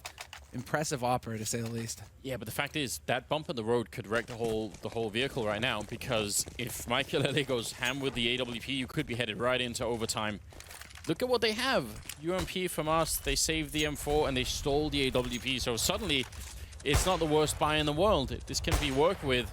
Trying to get the wall bang in. Stomp thinking about, I think, wall banging Sugar Cube there for a second, but doesn't really feel like it. Oh. Next. Saw that. Bits too scary. Incendiary, though. I like it. Next, you got to peek if you're going to throw that incendiary out. I think he's got Gooseman there for it, but nothing is going to come from it. And it was only the 5-7 that was playing there on Crasher. Everything riding on this round for both teams. I think Team Izak just want to close this one out. It's been too close already for them. They're desperate right now to find a kill from Squeak, but that bomb is still in position to rotate B. And that's when, okay, Nex is going to start backing off. He's going to start heading over there as well. And you've had Le camping Toxic for ages now. Is it going to be a presence mid, or are they just going to try and hit that B site? They wrap through vents. Now they have all the options. If they've cleared out B, they can go through towards vent. They can go up short towards A. Very structured play coming out at the moment. They are leaving Lodi Guzman over by the Squeak door. Now, Molotov going to come in from Izak. Maybe that could force even more of a rotation towards the A-bomb side. Yeah, look at this Maikelele. He's reading it that way. He's hearing the sound in Squeak. He sees the Molotov. He thinks this is it. Oh, but they're running back, and Maikelele turning around for the kill. Not going to get the flick, but he's still here on the bomb side. Stomp will take him down, and a Foxy in the corner. He just can't get out of it. Not alive anyway. Izak will take him down, and next pushing through. We've seen him do this many times. He's even going more aggressive. Takes down Lolzy, and now it's a 1-on-4, forced to live. Even with the AWP, I am not sure if he is going to be able to do this. Bomb is down and ticking, and it looks like Team Izak on the second half, they found what they needed to make it work here. Forced to live, you might as well just run for it. Here's your chance to make history and just 1v4 with the Deagle, but he's going to go down to Izak. 16-13 in favor of the Polish team on the first map of the Grand Finals here. There's more to come, but yeah, what a tough game that was for them, even if they won it. Man, what a recovery. That's 10 rounds picked up for Team Izak in that second half. Because at the end of the first half, it was 9-6, favoring Maikelele. Maikelele's team wins the pistol, and you're thinking, this is it. We'll have an upset win here on Isaac's map, and then we're going to home turf for Maikelele on Mirage. Yeah. But instead, we're treated to a comeback. And ultimately, Maikelele ends up at 28 kills. That's still very impressive, obviously, but it's Nix and Stomp who are at 23 and 21 and 20 for Le, 19 for Lodi Guzman. That whole team is just working really well. Yeah, even Izak, it's not like he's lagging behind single digits either. He's in double. He's at 16. It's a very balanced, even team that we're seeing here from Izak. So he must have done some homework when he chose this team. Honestly, at this point, I would not be surprised if some of these players are going to start showing up in sort of tier 3 and 4 teams in Poland and then make their way even further. If they get the right coaching, if someone wants to spend the time on it, that can definitely happen. They've got some basic promise. Now, we do have with us on the desk Parla, Sponge, and Pansy. So please, even though I hope you've recovered, Parla, is it getting better? Was watching Izak play, that did get you in a better frame of mind? It did. I'm more than recovered now, and that was a very enjoyable first map. I'm surprised that comeback was made slightly. I mean, it does seem that this tournament is T-sided. Yeah, we said this from the very offset, but you've got to give credit where it's due. Stomp and Nick doesn't even matter. Like, those two, I don't care what side they were on, they were incredible. Yeah. No, I don't have anything to say right now. Well, you made the breath like you had. Sorry, I was just breathing. It's hard for me to breathe through my nose at the moment. Okay. I'm still sick. I'm still really sick. It's tough for the Why did we bring Chad on the desk? He's not going to say anything. I don't know. I'm not sure. I can say something. Say something then. Something about the game. Some sort of takeaway. Specifically about the game. Yeah, something. Okay, so you said it's T-sided, right? The reason we're seeing that is like you saw Maikelele on his T side be able to carry because he can find the entries and find the kills. On the CT side, they can just avoid him. Once they have a bomb site, they can set up in the post plant, and he can't do anything about it because it's very difficult to retake with an AWP. For sure. And that's why they pay me the big bucks. Boom! And then, Damn. guys, They don't pay me like, final thoughts before we go away There for a it bit is. about this next map, which is going to be Mirage. And that is Yeah. the pick of Michael. For anyone watching, if you weren't aware, that first map was the pick of Isaac's team. So maybe 16-13 is not that bad for Team Sweden. No, it's great. Yeah, I think it's respectable. I think Michael's going to have even more of an impact on this map, so I think it's going to be rough for the Polish team. All right, well, thank you very much, guys, and we will be back with Anders and Semler shortly. For now, we can delve into the map a bit more and talk about what went wrong, what went right on Mirage. See, this is why I didn't want to sail on the split screen. I didn't want to shoot my load too early. I wanted to like leave it for here. We are very honoured to have that. Thanks, Sponge. So remember the match we had before, where we lost? Yes. That's why we have this stuff here, just to continuously remind you. I think for the next segment, we'll bring the K and it can just sit there Oh, that'd be taunting nice. Yeah. I mean, I don't mind, guys. I don't mind. you. You don't understand. I understand Jason that has in victory you're very nightmares. happy, in defeat you lose your mind. This is a pattern for you, Chad, and I will let you enjoy this because I'm your friend. Wow. And I That's and not I a Being plan hurtful, anymore. isn't and it? I'm Nice. like happy for you to be enthralled and enjoy your victory. I don't want you to be down. I want you to be happy. And so when that That's very pike kind hits of me you. in my Aw. face, I'll look at you, Chad, and I'll smile. I'll smile. Right. Well, let's get into the game, eh? So yeah, the score being what it was, both teams won one of the pistols out there, so it got split 50-50. The one thing that defined it a hell of a lot for me was Stomp and Neeks. The double AWPing that came through from those two was actually really impressive. And Stomp was not just doing like ordinary AWPing. Like he No, was he was pulled off that shot flashy. where Maikelele dropped out of the vent and the smoke was just fading. I don't even know how he would have seen him because we didn't see it from his perspective. But it's just he was pulling off great plays. And the thing was, what like we discussed in the pre-show, Maikelele can do whatever he wants on the T side. He can carry his team as hard as he possibly can. Yep. He has his members chiming in whenever they can. But with this Polish side, they were playing fundamentally as a team, right? Everybody was doing quite evenly at one point, and they were winning rounds by playing smart. It wasn't one person just getting all the kills. So that's why I think, like we said, they're a better solid unit. You look at it this way, the first gun round that came in on the first half, right, it was Team Poland who won it, Team Izak as such, right? They had a real collective effort. Second round comes in, a bit of a buy-up again from Michael. He had enough to get something going there, got himself a gun, and he pulls off the 4K and then gets around. It's stuff like that. He, as said, can define it on the T side. You just weren't able to see it on the CT side there. Would you say then that it does seem like Team Poland are kind of still the more structured team in comparison to Michael's, which might necessarily have, I don't know, more individual performances that carry them through games? Yeah, definitely. And it's the CT side, like you touched on, well, the T side being favored, the CT side being the issue. We're going to see that once again on Mirage, right? If you just avoid wherever Michael's playing, it's very difficult for him to retake B with an AWP. If they throw the stuff in middle and hold him in the window area where he was mainly playing, he can't do a lot. He can't rotate through anywhere. Or if you eventually in the match he played yesterday, he was forced to play in city spawn a lot with the AWP, and he was starting to get kills there, but that's because they were continuously going A. It becomes a gamble on where to play your star player. You need your other teammates to kind of step up and be able to contribute and give you a situation like a 2v2 where it's a bit more even. Yeah, no, as highlighted, he didn't have, I don't think he had as much of a challenge playing on Mirage before from direct AWPing. Adren did well, but it never felt like the 1v1. They were never searching for each other. Stomp, I think, can handle Maikelele to a degree. Right? I'm not going to say if you put him in a 1v1 straight out, Stomp would win it. No, I'm saying though that Stomp can compete and make him very uncomfortable. And I think we've already seen this guy's not afraid to take those fights. So again, I'm looking to see what Team Sweden actually do now to try and find a way back in. Their T-side on this map previously was good.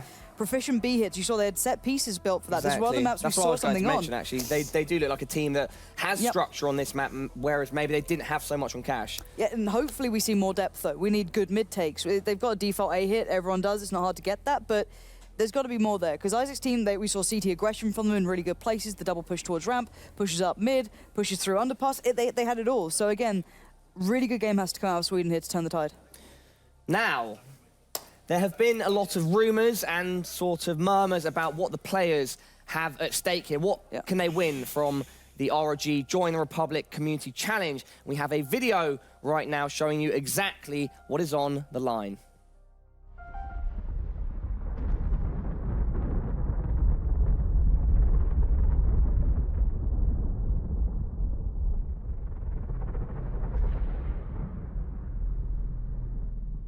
Can you feel it? It's the calamity of your fears. Like thunder, it rolls in. The echo, of past defeats. The voices in your head tell you to give up, but you aren't going to, are you? Listen instead to that lone voice of defiance, the one that got you this far. The grand arena is waiting for you. You can hear the crowd roaring, relentlessly waiting for a glimpse of your unparalleled precision. And when you have done everything to prepare yourself, then it's time to step into the light and boldly face your true enemy. The enemy within. You are ready. Ready to win. Fantastic flash press, they line up. Oh, a big spray, the down, he decimates Tempo Storm. Second fire, and they line up again. Cold, 3, nearly 4, he gets it in the end. There has to be quick on phase, they have no kids, but Boris in a lovely position. Oh, that was sick. Failed to the challenge. One quick kill and the nade. All of phases. Oh, the defense from NIP, there it is. This is a great read here. I mean, Luminosity, they don't even know this is happening yet. FX is over, they line up. All right, he's just down. Oh, what action. It's an ace to finish the half. Sticking together the 5-man unit, making their way to the sides. Disco Doppler waiting. And here we go. Drake got an opportunity. Can't find the trust. He goes down. Actually doesn't get anything. But Disco Doppler lights it up. He hits 4 kills. It's just going to be a bit remaining. Into the Snacks that has to do so 1 versus 2. And Guardian still on that AWP. Snacks with the same weaponry. But he finds the shot. And a Guardian. And oh my God, Snacks, have you ever just stolen it from Na'Vi? A glimmer of hope can't beat out in a 1 versus 4. Oh my goodness. Are you going to pull off the Ranger? Get for clutch. Are you serious? Conquer yourself. Win again.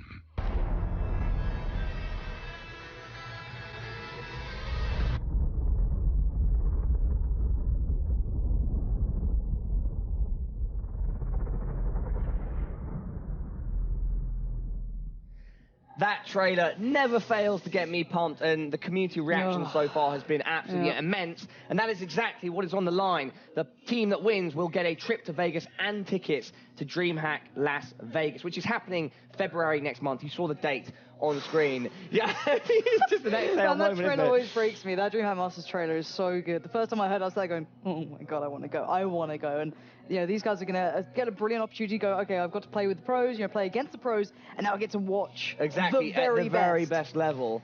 Sponge, do you like what you saw? It was great trailer. I've seen it before plenty of times. Yeah, But the old Las Vegas is a pretty place to go. You know, there's a lot to do in that city. I don't know about the 15-year-olds over there on the Swede side. They might be limited. Stuff like theme there's parks roller sort of coasters, stuff. heaps of theme places. It's sick. Yeah. MGM Grand right in the heart. I lived in. You lived lived the there? American. Don't tell America I lived there.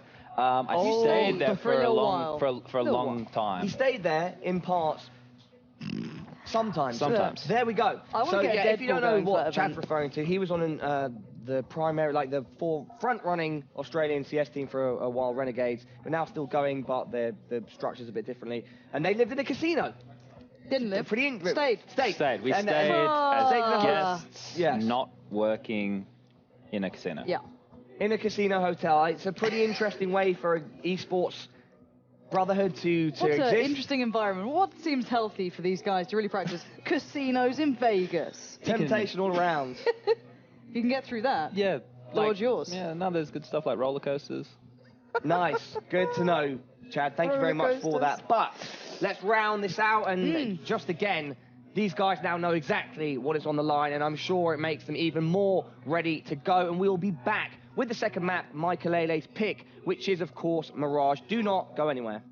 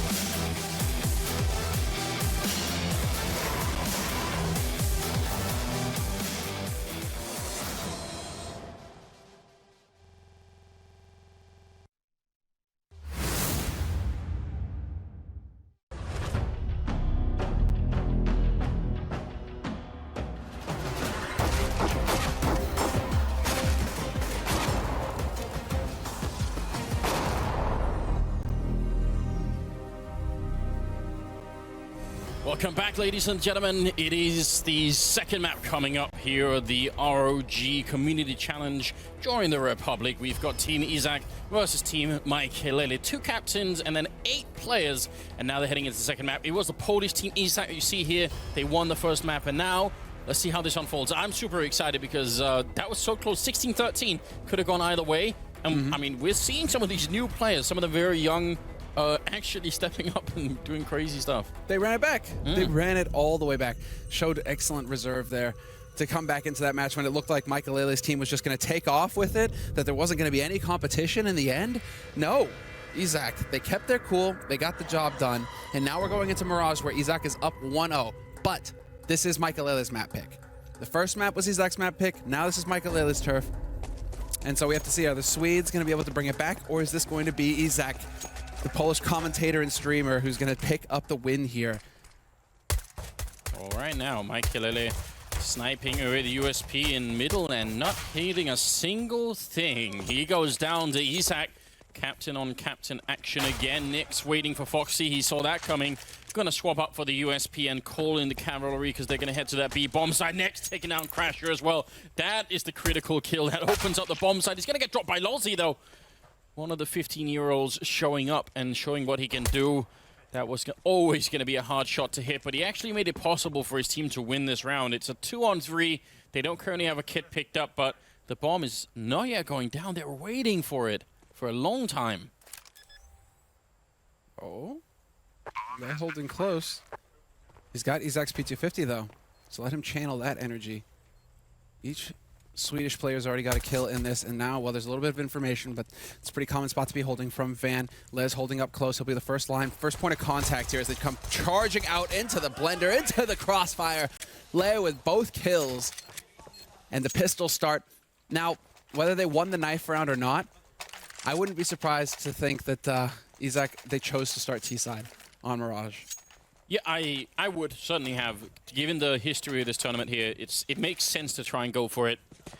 I got the UMPs, got the 2 AKs here, so I like the fact that they're taking a respectful approach right now against Team Maikelele. They don't want to be giving away the round too easily. Gotta be frustrating for Maikelele. When you get that kind of a chance in the middle to fight against the Glock, you feel like you should have it, right? At least one of those kills, but rough start to the second map here for the Swedish side. What are the shots now? All right, waiting to see, because it's just an eco round coming in here for Maikelele. They forced up with the pistols, but it's still pistols basically that both of these teams will be worried about. And what for Izakooo, I mean, Izak's team's actually been one of the better teams at dealing with these anti-eco situations. That's also been a bit of a plague, bit of a pest that we've seen so far in the playoffs. Teams struggling to handle these pistol situations where, you know, you win the pistol round, you're going up against a force buy, and you lose against the force buy. Saw that happen so many times in the first 2 days of play. But now, getting into the grand finals here, we're really starting to see the polished teams. And they know how to handle this. Izak finds a kill on Crasher. And it's 3 players remaining here for Maikelele. I think you can tell Maikelele is trying to move around with the Deagle and find a good position, but he's going to be too late to forced to live here, and that game is done. He actually gets a kill on Louis Guzman, and that's about as good as it could be. Izak coming in with the slightly weird view model there. Makes it look like he's tilting the MAC-10 or the MP7 there. Foxy alone with a 5-7 and some armor to go. That's pretty much it. So, I mean, they lost one of the UMPs. That's manageable. I think they can be happy with this round. Foxy. Where are the shots? He's just gonna stay and wow.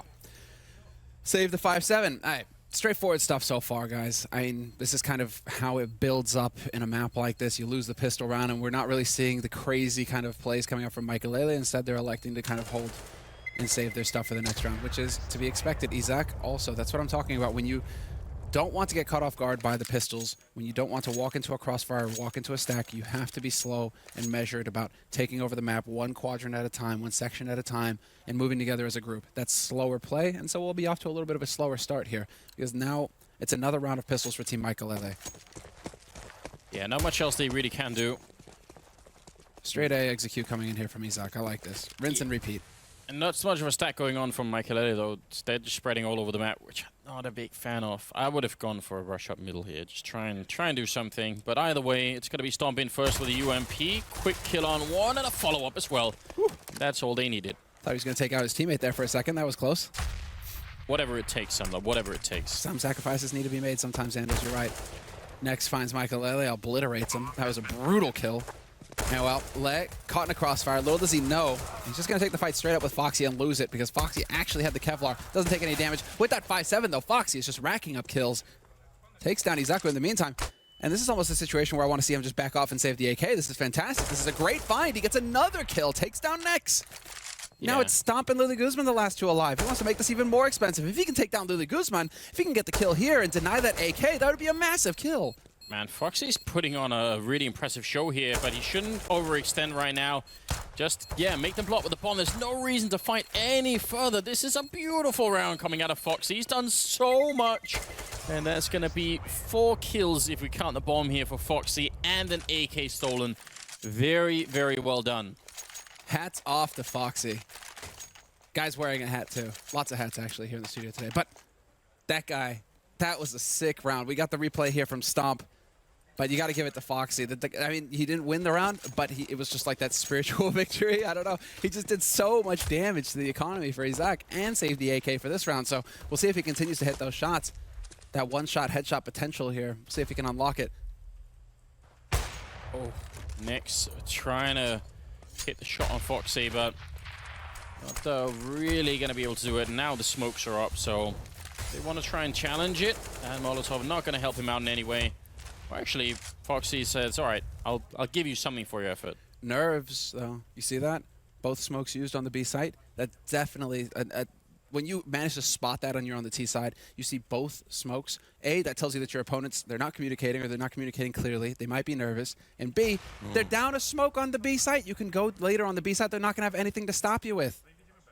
I think Maikelele showed up in CT spawn just a couple of seconds late, and he misses the shot on Louis Guzman. They don't know there's a guy in shadow, and that could be the big play coming in here for the CT side. They can't lose this round, Team Maikelele. I think they need the mental boost of just winning early on here on their own map pick, but the bomb is still over by B, and there are not going to be any more smokes, as you were pointing out. They just have Crasher, who's boosted up, and the problem is there's a guy coming in from Catwalk as well, so Crasher's going to be in a really awkward position. He's been found out, and he goes down.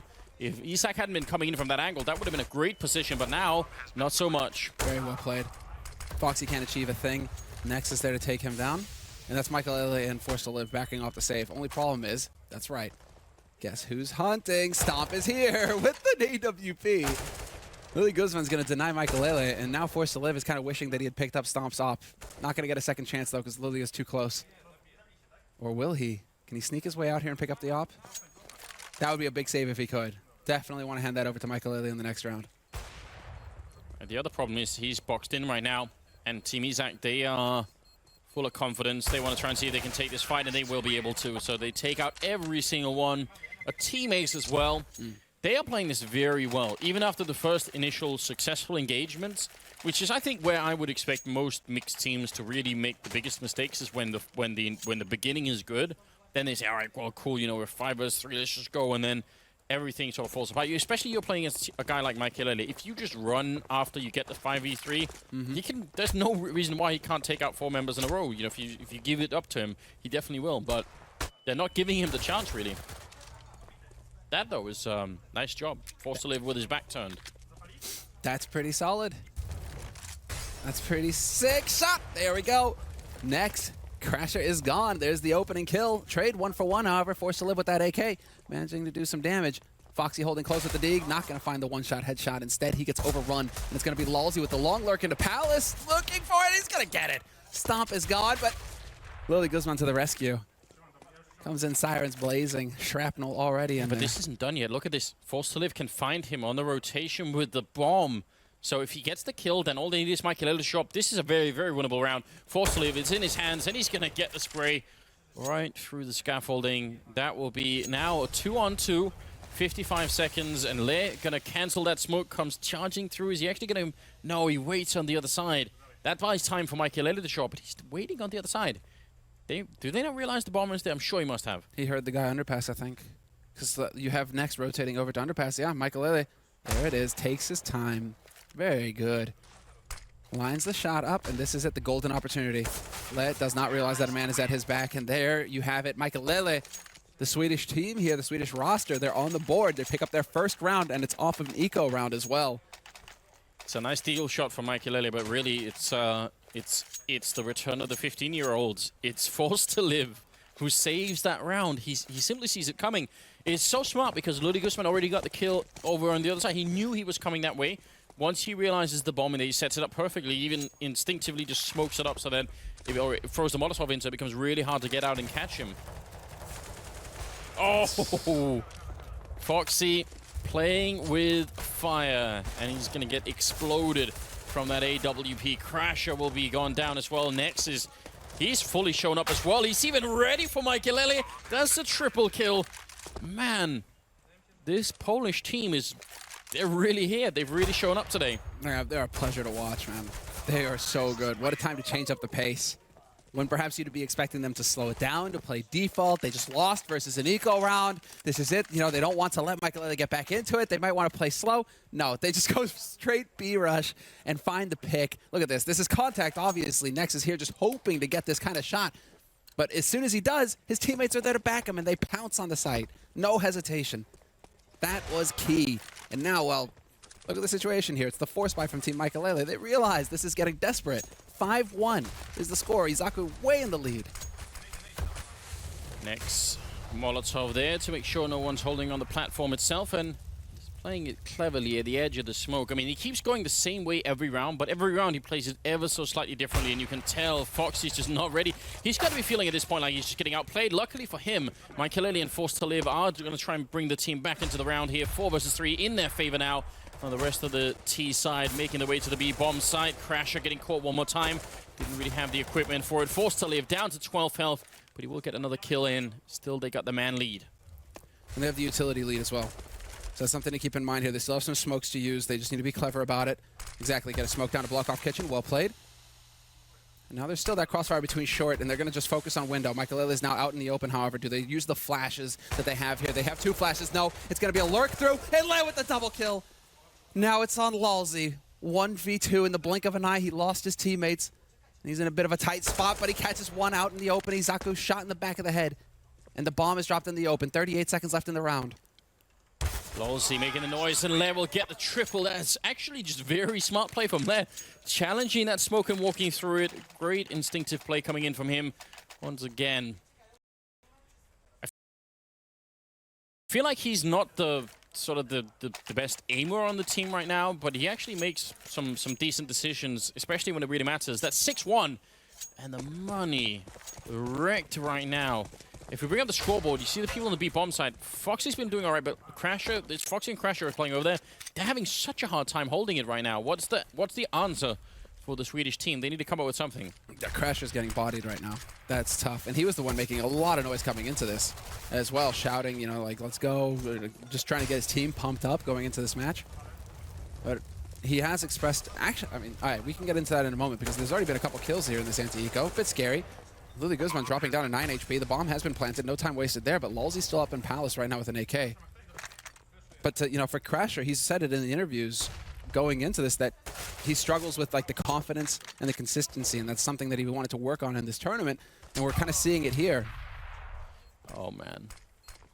Foxy's put to rest by the grenade. Lalzi not going to try and challenge just yet. They even have a Molotov. I mean, yeah, save the AK. That is not an unreasonable choice. Definitely when your team is sitting on $2,000, right? You can get a hero AK in the next round. Doesn't matter if Forced to Live goes up with the bomb. Irrelevant. That'd be nice if you could have caught someone with him there, but that will not be the case. 7-1 as Team Izak are just going to continue to make this work for themselves. They've won the first map. There's a chance they could tour the finals here. We've got to remember they're playing on the T side, and as the panel was pointing out, this is the way it's been all along. You know, just playing T side has been easier, but not this much easier, I feel like. Oh. So close. Such a shame. Well, not if you're a Maikelele fan. That's obviously a very good situation. Let's see, Crasher, wallbang. Not going to get the timing right. I do like the thought, though. Pretty satisfying, and that does a lot of damage for a wallbang. It's one of the better wallbangs you can actually get in CSGO. It does tremendous damage through that wood. Yeah, actually one of the sad things about the way that the map development has gone is that there are very few places left at all where you can spam through with anything but the AW here and also sniper. You know, all the AK and M4 wallbangs sort of slowly being weeded out. I wish there were a couple more of them. I understand they don't have to be all over the place, but just some places. I mean, I get it. If there's a brick wall, okay, maybe you don't just wallbang through a brick wall. But if it's like plaster, like up there in B Halls, if you could just put a couple shots through that wall there to check. Yeah. There are definitely, certain spots, you're right. Ricky. If he gets this frag, it's certainly going to spark a rotation, but he makes the noise falling down. That's dangerous. Lolzy on the other side. Now they're pushing into B. Crasher coming up with a kill. That's good news. Gonna go down afterwards to next, and now Foxy. It's gonna be raining men all sides of him. Luli Guzman takes one. Lolzy goes down. Maikelele legged as well. He's gonna get dropped by Luli Guzman, and that leaves just Forced to Live. Again, what can he do possibly at this point in time? Man, this is rough for the Swedish side. That was some sexy movement, but not enough. Can't get the shot in the end.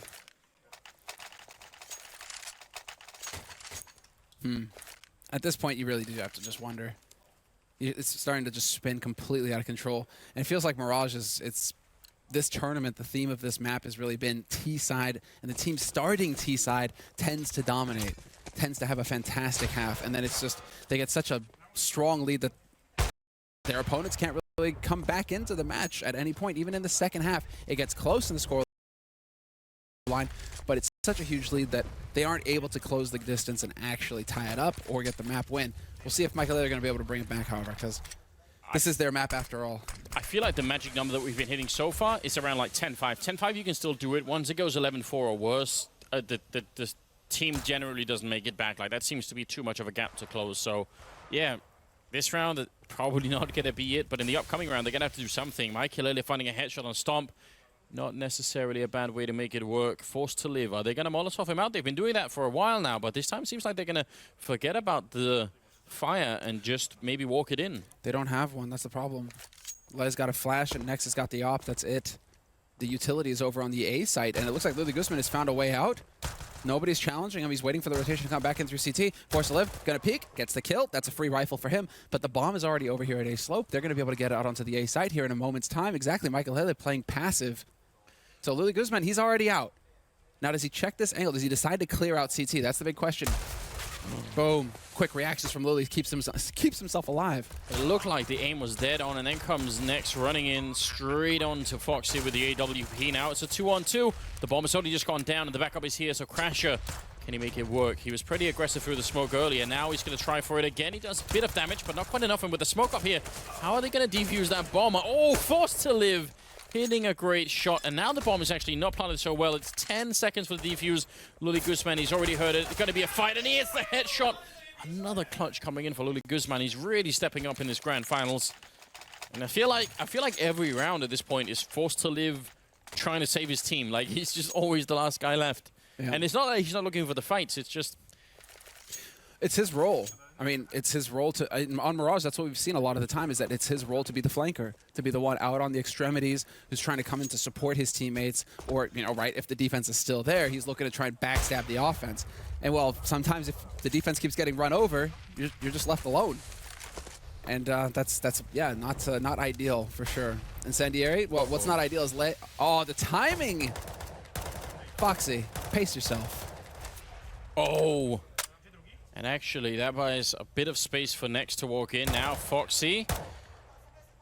They're walking in on him. Izak will pick up a kill on Lolzy. Flashbang goes out. They're waiting very patiently for him here. Tries to get the shot on the guy jumping behind the truck, and instead it's a grenade on Lair. Maikelele showing up and taking down Izak. Now 2 versus 3.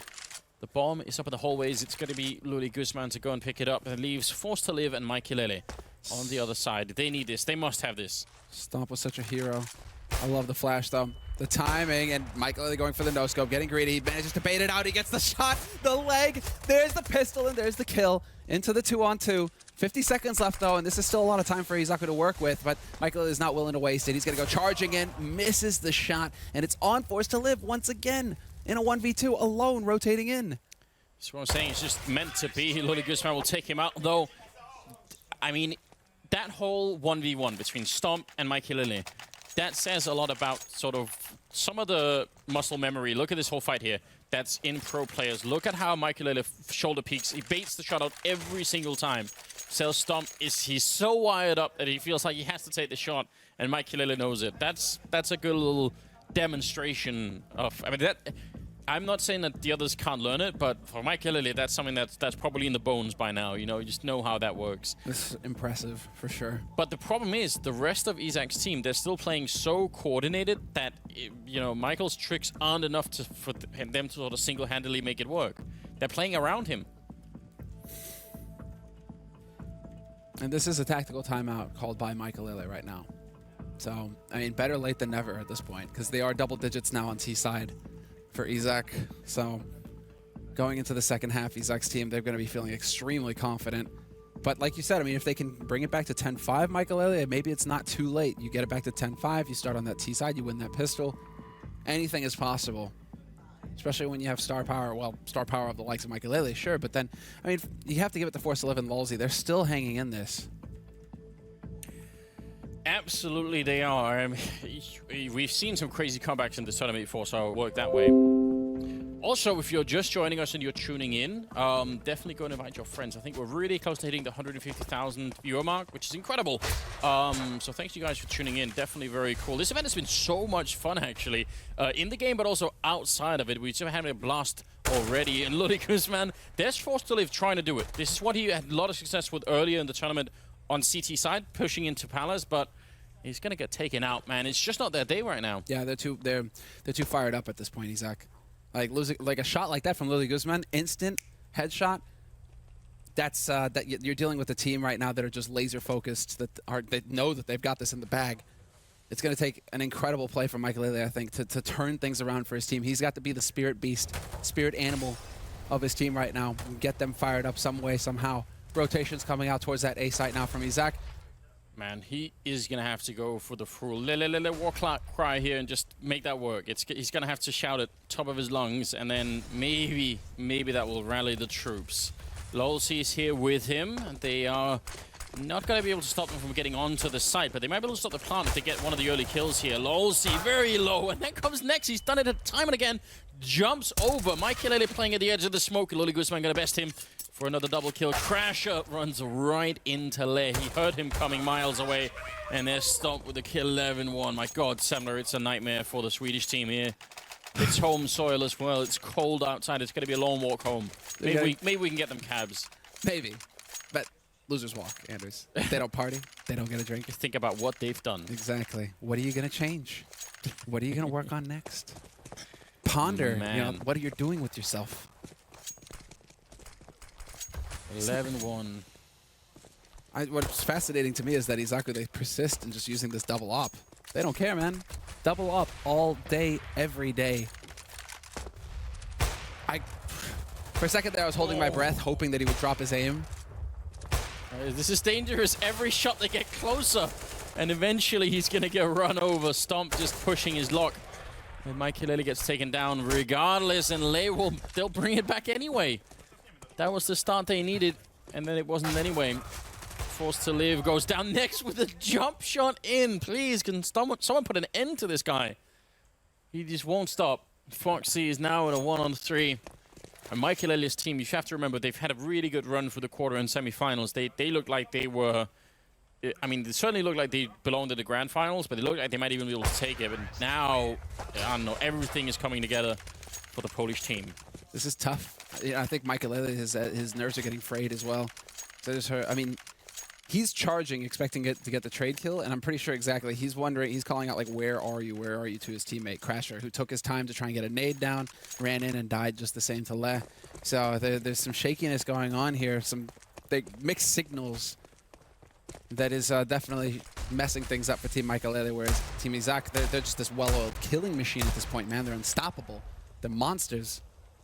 4 rounds away from picking up the title here. 12-1 for Team Izak, and Maikelele is going to finally step into the fight. Takes down Loli Guzman and Palace. Yeah, close range. The Mag 7. All the pellets right in the face. Lolzy in the middle. Nice headshot on Izak. That's what we like to see. Clear control of the deagle. It's the gloves. It's got to be the gloves, right? Now they're sort of walking into the bomb site here. Just scoped up, Stomp. He's been so good at every range, almost shooting his teammates. That's how hired up he is at the moment. He takes down Forced to Live. Oh my god, this guy won't stop. Stomp is unbelievable. Like, this guy is nuts. Now it's down with both offers. Stomp got spotted on short, but he has the info. He knows that somebody's coming short now, so that's Lolzy. And Maikelele's still alive, and he is on the site. Will he find somebody stepping out into the open? Yes, he will, only to die. Next hits the shot, and Stomp is there. Triple for Stomp. What a round from that man right there. And it looks like it's all over. Everything goes right for Maikelele at the beginning of the round. And it's the same as in the last round as well. They get off to the strong start. They pick up the first kill. And then it's somebody just bringing it back, kicking and screaming for Team Izak.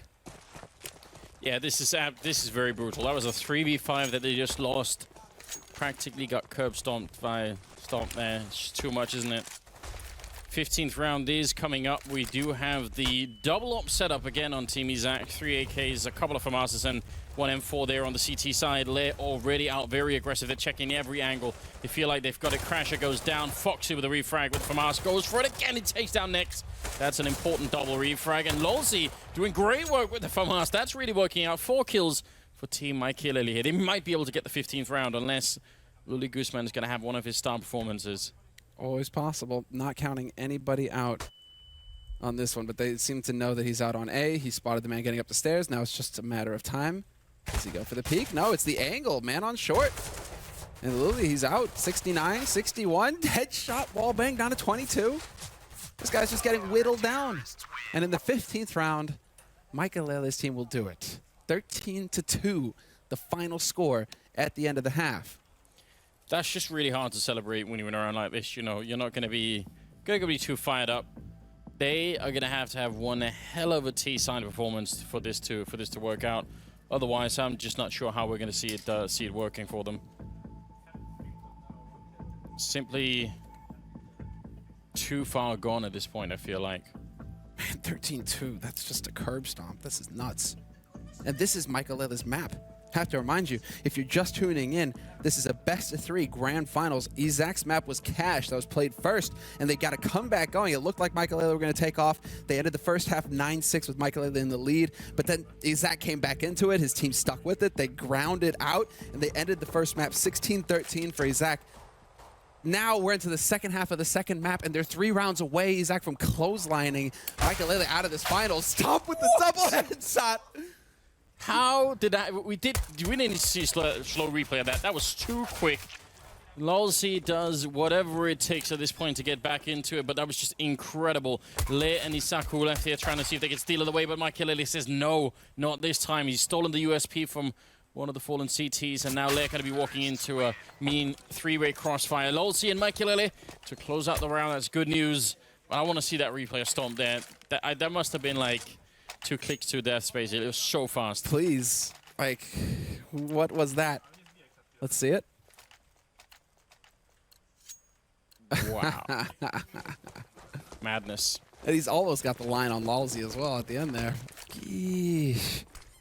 All right. Well, action-packed. That's what these maps have been. Yeah.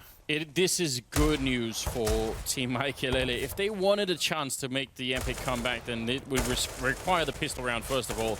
They're challenging the Deagles in the middle, which I'm not particularly a big fan of. I would say just put the smokes up, make sure you don't fight them until you're much closer, and then take it to them. But they've done all right so far. Wait, what? Did somebody just disappear in CT there? Am I the only one who saw that? Was I hallucinating? I think that sometimes the X-ray outline can linger for a while, and it sort of... That was bizarre. It happens. 2 people on the B-bomb site, and now Team Izak are not sure they can hold on to this. Just not really the weaponry for it, and Forced to Live is having a field day. Even pulls out the Glock, trying to get more kills. He's finally going to be out. Oh, Luli Guzman charging in. And he picks up the Galil. I'm not sure if there were any bullets in it. I don't think there was.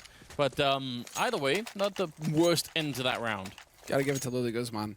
He is a monster. I'd love to see the scoreboard after this, if we can actually take a look and see what the breakdown is for the Polish team, because it's been the trend throughout this entire tournament. It's never really been like one player just outright dominating. It's everybody kind of like, it's almost a rotation. A couple of strong rounds for one guy, a couple of strong rounds for another, and it just kind of carries from there. And so far, I mean, not a fantastic start here for Team Izak in the second half. But this is just a hard ego from them, so we don't really expect too much. We expect them, exactly, to get roasted. Yeah, that feels so bad when you're in that corner. But now Stomp and Lei are coming back into it. They're actually trying to chase down Lolz. He's at 28 health, spraying furiously out of bullets and has to fall back around the corner. Crasher has the UMP and the only one with any real health, but he's in the B bomb side. This bomb plant, I mean, they're going to know it instantly, but they don't have a defuse kit, so maybe this can still work out. Let's see if this is going to work out. The other thing is, they don't have any body armor, and Crasher has that one HE grenade, so if he lands it right, this can work out very well. Or just the UMP headshot there, making the way through Kitchen right now. And there's the check. He's going to get one. Oh, he tries to steal the AK! Oh, no. Unbelievable. That mistake. But I don't think there's enough time. Lily Guzman has to find the one kill. 6 HP. Whooping! Oh, no way. My God. No way. 6. He's got it. He's got it. Real. Another couple of seconds and it would have gone the other way, but he actually wallbangs his way to a win there. And oh! What a heartbreaker. I love it. If there was any doubt that they were going to take this grand final, I feel like winning a round like this is that's going to be hard to swallow. And Crasher obviously thought that they were one kitchen, one catwalk. So he's, all right, I got this kill. I'm not seeing anyone else again. I'm going to go get the AK. 14-4. They're right into the double op setup that they love so much. Hey, that was ambitious, I think is the word. Shots there. Maikelele is pissed off. He's going on the hunt. Lolzy will take down Stomp on short. 14-4 the score, and already minute 30, and we've got 3 kills. A very quick, action-packed round already to start things off here. No time wasted. And is he the hero? No, not for long at least. No, he wanted to be, but just too much action going on Catwalk. Lily Guzman trying to get out. Crasher will take him down. Nice double kill for the young Swede. And did they bring it back? I mean, I think that was definitely a round where you could tell the Polish team were maybe too fired up. Maybe just too aggressive. It's one of the lessons you learn, right? That the pros learn, rather, when you're that close. You have to learn how to close it out. Even if you are pumped up, you got to calm down for the next round. Start thinking things through. Treat it normally. Yeah, keep the adrenaline in check. Yep. Not always easy. Well, what are we witnessing? Lily Guzman going down. They have that 1M4, but they did buy armor in this round, so they invested something into this round, Izak. I feel like they need to calm down. They actually invested everything into this round. They definitely need to calm down. Nice shoulder peek coming out of Izak. That's the sort of stuff we like to see, even just at a basic level.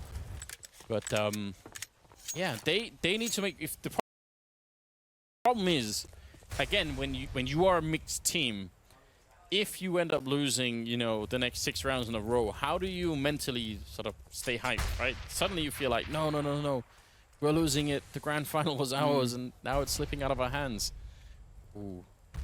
Next. He shouldn't be able to do too much here. They have so many grenades. The only way this is going to work out for him is if they fight him one at a time. If he can use the angle well enough to sort of force a lot of 1v1 fights. Maikelele going to go check the corner, and that's the first kill for next. They almost line up. He's going to get the double. That's not bad at all.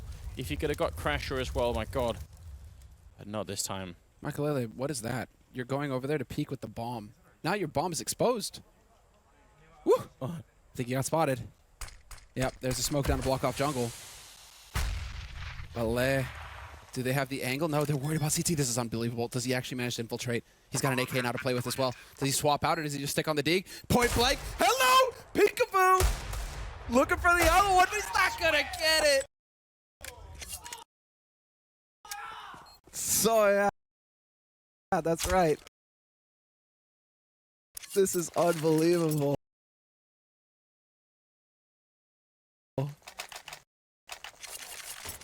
Look at the focus. I mean, again, decision making is what it's all about here.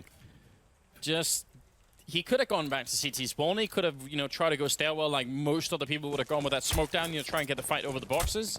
But no, walks right through, reads it incredibly well. Does not care. Now, no armor, some pistols, but this should be a fairly easy round. Forced to Live certainly having a good enough time. Stomp will get the one, but looking like it's going to be a 7-14 scoreline here very, very soon. So this is not done yet. We need a bit more out of the Polish team. Just keep the fire burning, keep the pressure on. Not actually running into the fire layer, that was just a metaphor. It's kind of cold here, man. Maybe you just need to warm up for a minute. Real quick. Yeah, but that remind me not to go on any survival trips with you, Samler. That is not how you live through the cold winter. Just like if you're ever on an island and you only drink salt water, don't do that either. No, it doesn't work. It's not pleasant. It's basic survival tips. This is interesting. I mean, we have the half buy coming in here from Izak, and they're going for the gamble. It is going to be the. I'm wondering, is that gonna be a flash going into pit right now? There it is, the flash. It's impeccable. Do they get more out of it? Yes, they do. Oh my God! 1 flashbangs. How many times have we said it?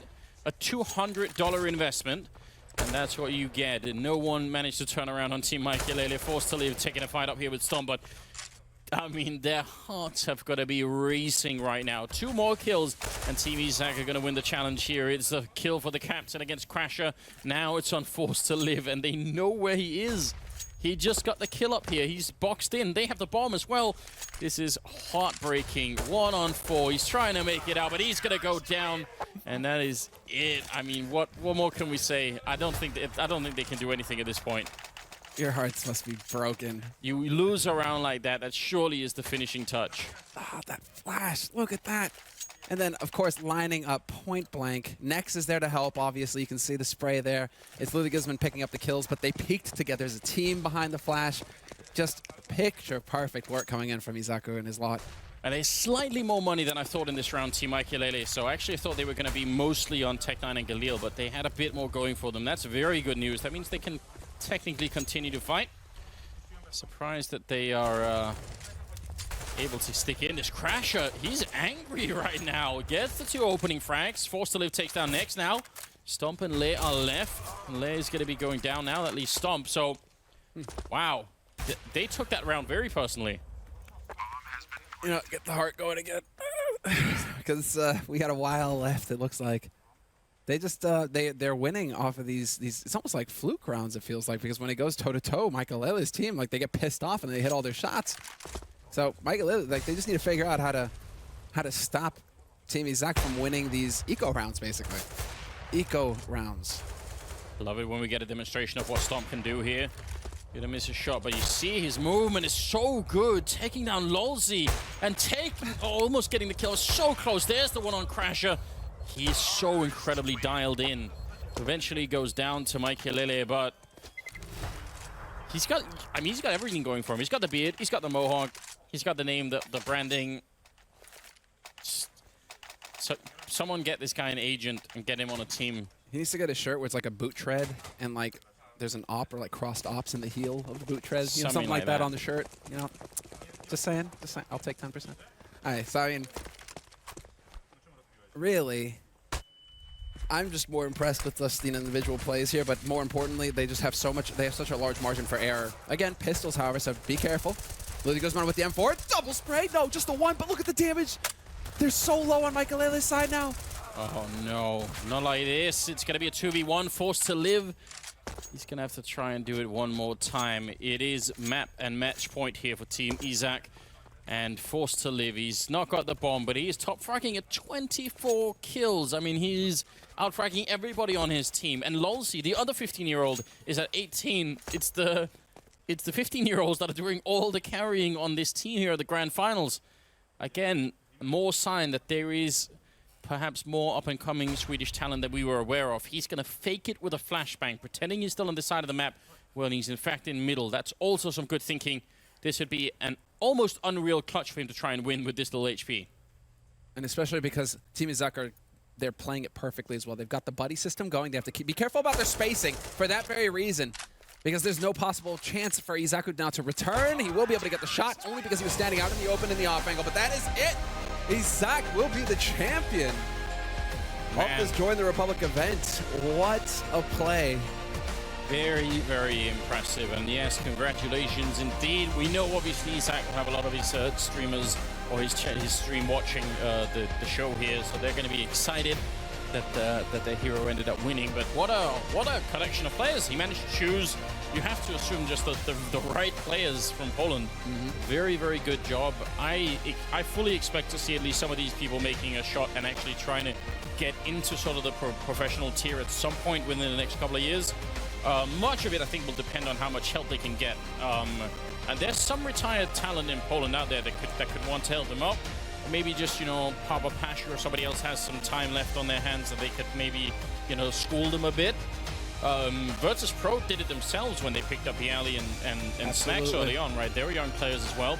And that fully worked out. No reason why we can't continue at this point here. I mean, this is interesting. And gotta say it as well on Team Maikelele, they had some players as well forced to leave. You saw them at the end there, 15 years old, and Lolzy as well. So I'm excited. I definitely am. This is much more than I actually thought we'd get out of this tournament in terms of player talent. So that is some interesting news. All right, I think we are just setting up to have a conversation with the Polish team. They're obviously very excited, so they just got to get around. You can see the Swedish team definitely taking it seriously as well. This wasn't just some fun thing. Exactly. I mean, Crasher in particular, man, he was one of those guys who was really pumped about this, but forced to live. Lolzy, these guys performed and stood up and actually gave us a show. But I think it's the moment now that this Polish team has been waiting for. For your captain, Izak. Good to see you and congratulations, my friend. You can use that mic to speak to everyone watching. You are the ROG Join the Republic Community Challenge Champions. What's going through you and your team's heads right now? By the way, if you move slightly, you'll be able to see the trophy, which you will shortly get your hands on. But please, your initial reaction to what's just happened. Yeah, we are just so happy. I guess it's difficult to talk right now because it was amazing. It was our dream final to face Maikelele, and we've actually beaten him, and we've beaten them on their map. It was crazy good. Just my whole team played really well, and we are just so happy that we could do it for our fans, our supporters. So thanks to all of you, because it's been a great adventure here. Why did that happen on Mirage the way it did, Maikelele's map pick? Because it was arguably harder on your map pick, Cash. I think that it's good that we've started on T side, actually, because you remember what happened when we were facing Zonix's team.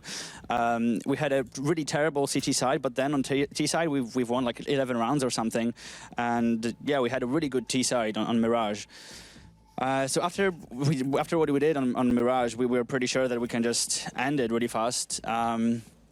So yeah, I mean, like I said before, our Mirage is pretty random. We can win with like really good teams, but we can lose with some worse teams. But here, we had a really great show from the guys. The whole team has won it. Like every single person had some rounds, like key rounds when they just carried the team, and it's amazing. Like what players they've gathered. It's despite we are friends and stuff like that we have a really good atmosphere. They're really skilled, and we've showed it during the whole finals. Well, huge congratulations. I'm moving forwards because you guys can now grab that trophy. Be careful because there is going to be a little bit of an explosion from behind, so please don't go too close. So if you could lift it up, it is your prize. You are the champions. Yes. Oh my God. Hence why I said please do be careful. Somebody's opening from behind. Yeah. All right, well, that is it for the show, everybody. It has been an absolutely crazy 6 months, and it has all ended here with Team Izak, Team Poland taking the victory. A huge shout out to everybody involved, the teams, the amateurs, who it's meant so much to, as you can see, from the winners and unfortunately to our losers as well. Of course, the other talent, Anders Semler, Shiva and Lauren, everyone backstage, and ROG for making this whole journey possible. It has been an absolutely fantastic thing to be a part of. We will see you next time.